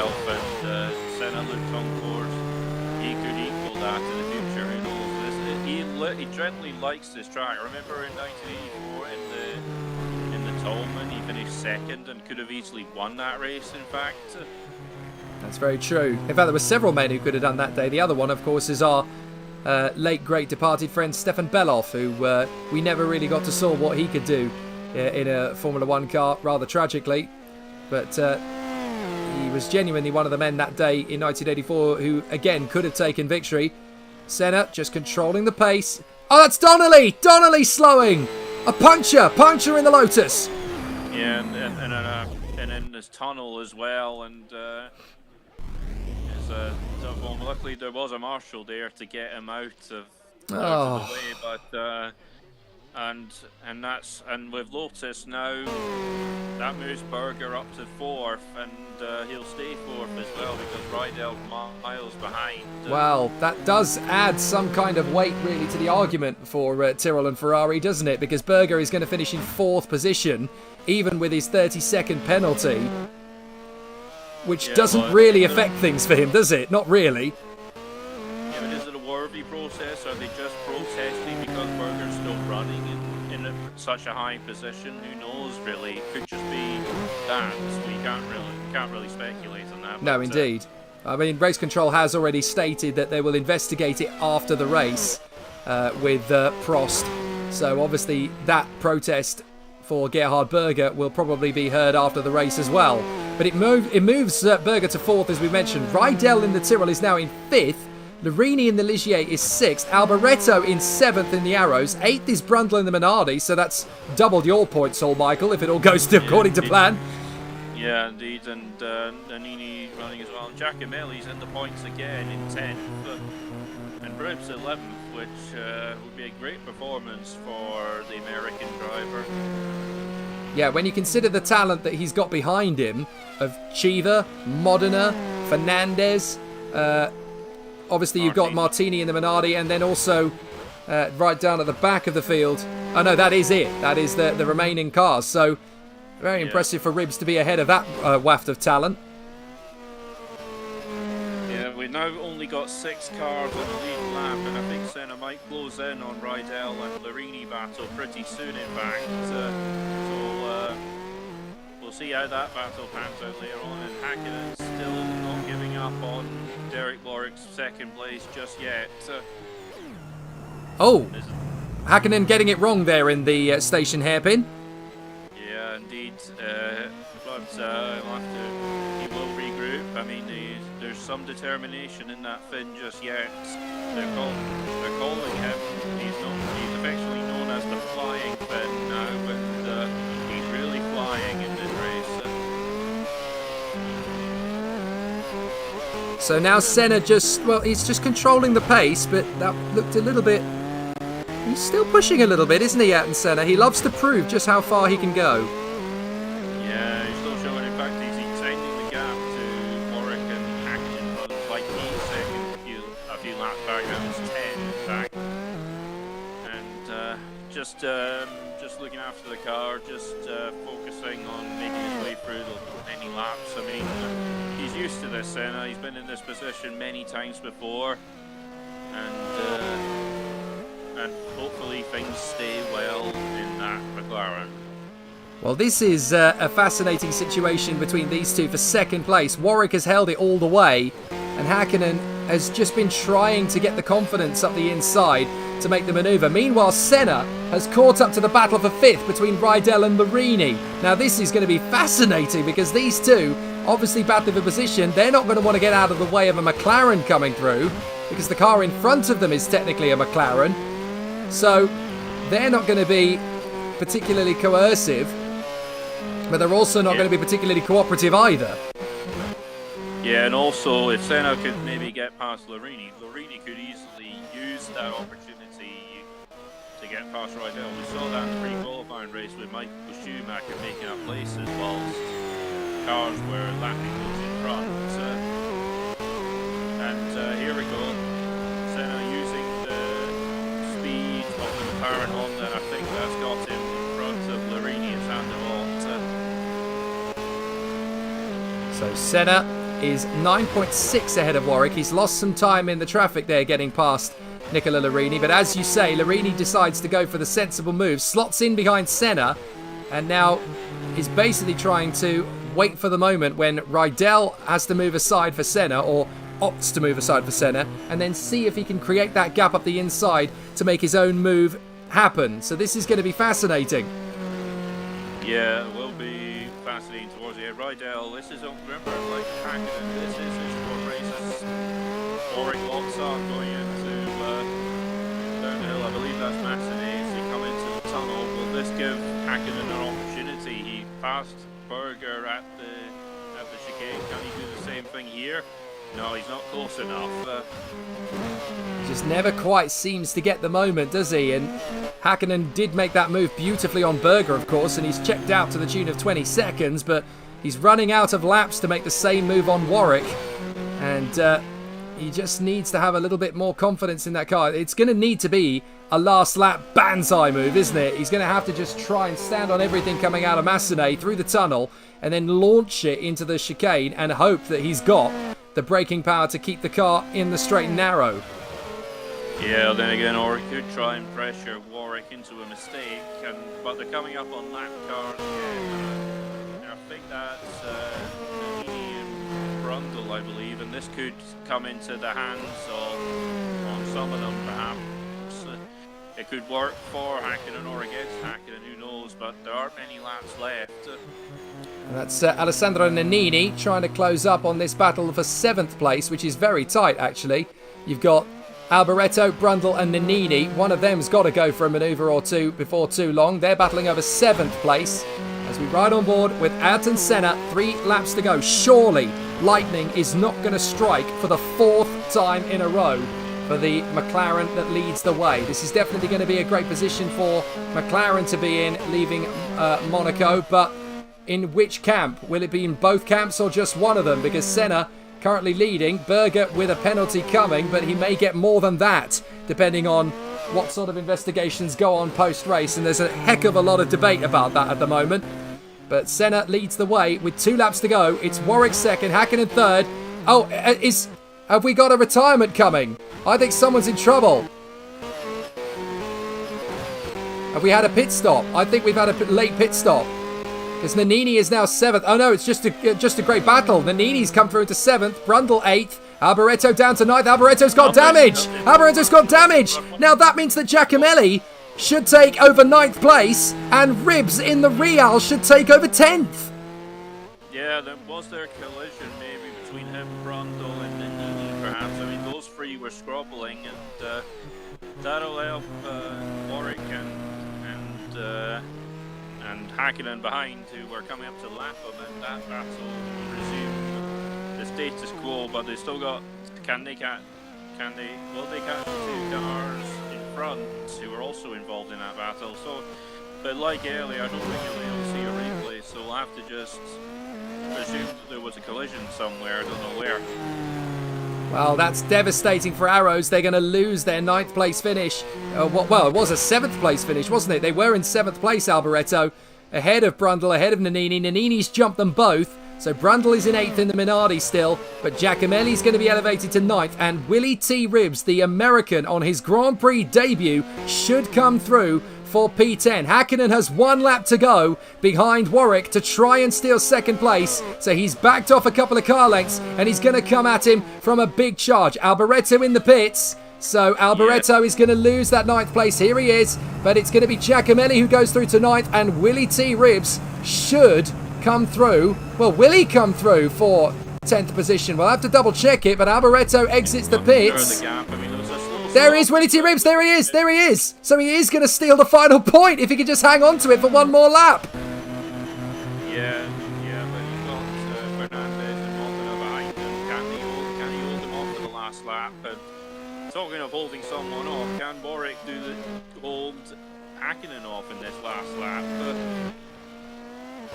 Well, it's been a tough journey to get there, but his beloved Monaco, where he has performed so well in the past, Ayrton Senna is finally going to put the demons to sleep. And in the 4th race of the year, he finally takes a finish. He finally takes a victory. Ayrton Senna wins the 1990 Monaco Grand Prix. His 3rd win in the Principality. Rydell is just going to pick 5th position across the line from Nicola Larini in the Ligier. Nannini ahead of Brundle. And it is going to be Derek Warwick in the Lotus who grabs 2nd place ahead of Hakkinen.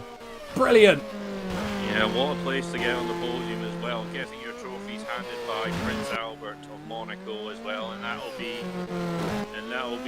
something long in the memory of these drivers. In fact, as we see, there's Willie T. Revs.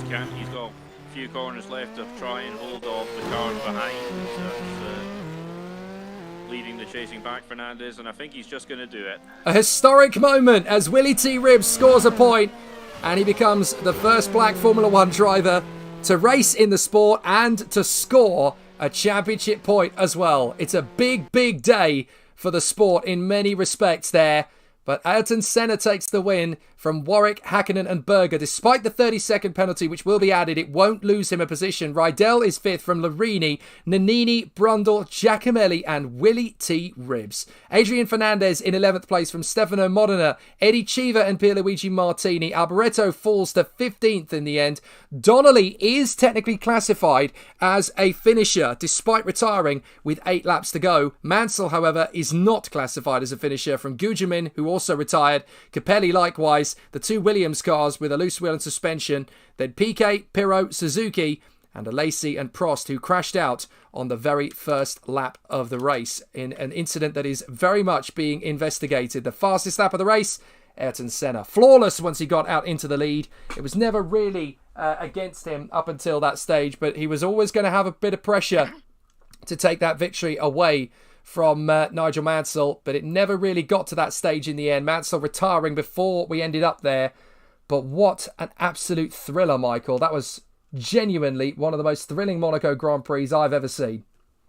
Yeah, it was definitely a good performance from all drivers. I mean, positive all round for some negative on others, but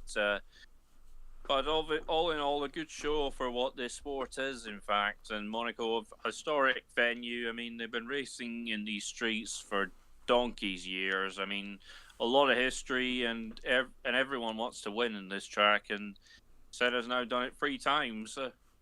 Well, fantastic display and a brilliant result. Let's go and talk to some of our team managers. First of all, to Ryan Ferris, the team absolutely ecstatic with a 2nd place finish. It could have been 2nd and 4th at Lotus. It's a bit of disappointment in that respect, but 2nd at Monaco. Not bad, eh? Really happy with that. We didn't know what we were going to get coming into Monaco. We knew we had a good package, and obviously this isn't a horsepower dependent circuit. And also Donnelly did play a really good role in the first part of the race as the rear gunner for Warwick. As the people in front of Warwick pitted, they'd find themselves stuck behind Donnelly for a few laps, so Warwick had the chance to close in on them. So I think both drivers played a very big role on today's result. Well, I've got to ask the question because there was a little bit of a jokey rumour going around that neither of your drivers were particularly well favoured within the team at the start of the year. I have a feeling you're taking them both out for dinner now. Yes, I certainly will. I mean, it is quite expensive food here, so we may have to find some burger van somewhere near. Burger van in Monaco. We shall be taking him for some food. Fantastic. Congratulations, Ryder. 2nd place at Monaco and a brilliant result for Lotus. Much needed. Great job. Let's grab a word with the Tyrrell manager at this stage, Sam Hall. Let's put it this way. It's a race of 2 stories for you, essentially. Rickard Rydell doing a sensational job from 21st on the grid to come back P5. Brilliant performance from the Swede, but obviously it's a bittersweet result with the absence of Jean Alesi. Yeah, I think without question, probably Rickard is the driver of the day. He's got to be at Monaco, coming from 21st to 5th. You just that doesn't happen. So yeah, we're pleased with his performance. Again, he needs to improve his qualifying, but his race pace is unquestionably brilliant. But yeah, for Jean, we can't help but feel he probably would have been in a shout with winning that, at least having a podium place. yeah, it's for him to be taken out at the beginning. Yes, sort of from the initial footage, it looks so Alain Prost, which he did. He went into the back of him, broke the rear wing. Things like that happened at the first lap in Monaco. So we've talked with Chris Cavani about that, and yeah, that's fine. But I mean, yeah, the resulting contact after that took out 2 cars is just inexcusable. And I don't know if it sets a dangerous precedent if there isn't a race ban handed out to Gerhard for that one. It's an interesting debate. I'm sure we'll pick it up as things progress. Thanks, Sam, and enjoy the points from 5th position. That's definitely going to serve Tyrrell very well. We'll talk to a couple of the other managers as well. Let's grab a word with Tom Cairns, actually, the team manager at the Life Squad, who are making some steady progress in pre-qualifying. It looks as though the youngest team on the grid, Christian Fittipaldi and Alan McNish, definitely starting to make a little bit of progress now. They are, and they're learning along the way. I mean, the young drivers, they're going to learn a lot in terms of how the car works, and you know, this machinery is different to how they've raced in the previous categories. But yeah, it's been a steady start to the season. The good thing is we've managed to qualify for a race on merit, which is good that we did in Brazil, and now we look forward to a return to the sort of Americas region, because we've already been to, North America actually, because we've already had the US Grand Prix in the campaign in Phoenix. We're going to Montreal in Canada, which will be an exciting venue for all of us. And, you know, if we can survive in that and get both cars finishing in the points for the GoBobby.UK Cup, then that would be satisfying for me. Fantastic stuff. Thanks for catching up with us, Tom. We will continue in Canada to see how the Fila Life cars get on. Let's grab a word with Topher Smith, the team manager over at Williams. Very tricky day for you guys. Obviously leading the Grand Prix twice over the course of the race with Thierry Boutsen and then with Riccardo Patrese. But for the first time in 1990, it's all come to nothing for Williams. Yeah, it's a bit of a disappointing one for us, really. The pace was definitely there. Both of the cars up there at the front, and Boutsen leading for a lot of the early part of the race. But yeah, it's just the way it goes. Monaco's a circuit that bites back if you get it wrong. And unfortunately, on this occasion, there were a couple of scrapes on the wall, which ultimately put pay to both of our cars. So it is encouraging to see that the pace is there, but we just need to be able to get to the end. We've had a couple of podiums already this season, so it's been good for the team on that regard. However, it is a bit disappointing that a winner was there for a taking and it's gone begging. So obviously both cars were on a one-stop strategy compared to everybody else that was either on a two-stop or a three-stopper in the phase of things. How far do you think those cars would have gone on the one-stop strategy? It's impossible to tell, really. There are a few differing strategies across the grid, and looking at it now in retrospect, I actually think that the correct strategy call was held by Nigel Mansell and the Ferrari team. And if I'm being completely honest, I think that Nigel probably deserved to win the race today. The team gave him some really good pit stops. And it's just really unfortunate that he had to end his race like he did. So I think there was a podium definitely there for at least one of our cars, but it would have been nice to have taken the win. Well, it's unfortunate for Williams, but I'm sure you guys will be back to your best again at Montreal in Canada. We'll see you then. Thanks very much. Let's grab a word, though, with the victorious team manager, and it's an ambivalent team manager, Chris Buxton, the team boss at McLaren. Ayrton Senna, the monkey is finally off his back in 1990, and the championship fight starts here. He must be, and you must be, delighted with him. Absolutely. Can you hear me all right, Mr. We can Sanson? indeed. Yes, we can indeed. Wonderful, wonderful. Ayrton has gone off, and he's already back in his apartment, and I can see the party lights from down here in the pit lane. Gerhard, though,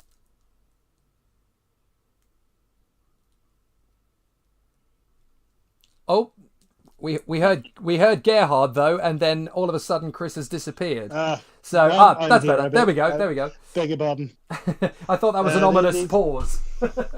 I'm furious with Gerhard. I've sent him off to the trailer. He knows I need to deal with him later, and I fully understand everyone's call for a race ban. His actions were just too impatient. He's, of course, started the season well, and he's put a big old black mark in his book, and he knows I am as furious with him as the other team managers, and he knows he needs to do better than that.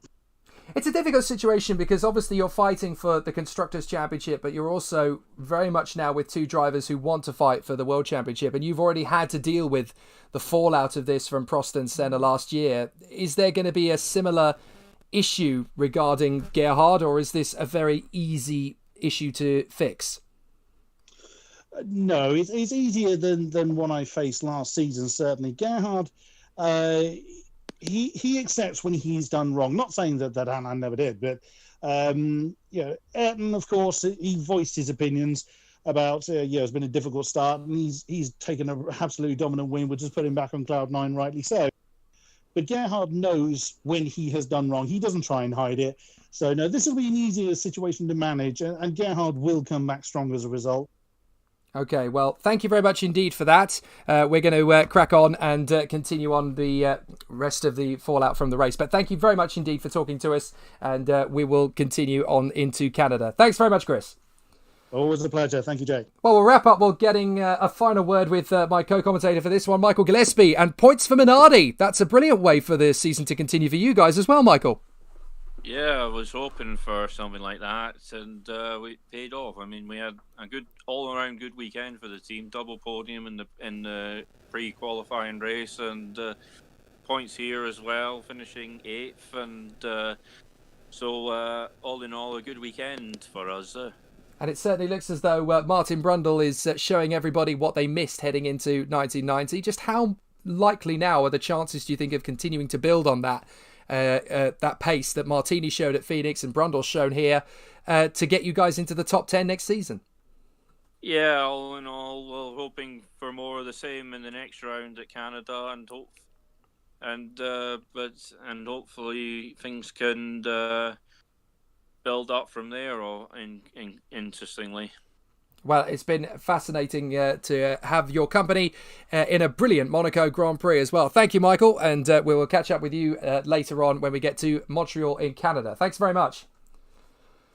Wow, what a race. What a Monaco Grand Prix. And we now have 4 different winners from the first 4 races. There's not many Formula One seasons where we can say that. Gerhard Berger, Nelson Piquet, Mika Hakkinen, and now Ayrton Senna are all race winners in 1990. The championship is on, but the infighting has only just started. Join us for the Canadian Grand Prix, the 5th round of the championship, as the plot thickens. I'm Jake Sanson. See you next time.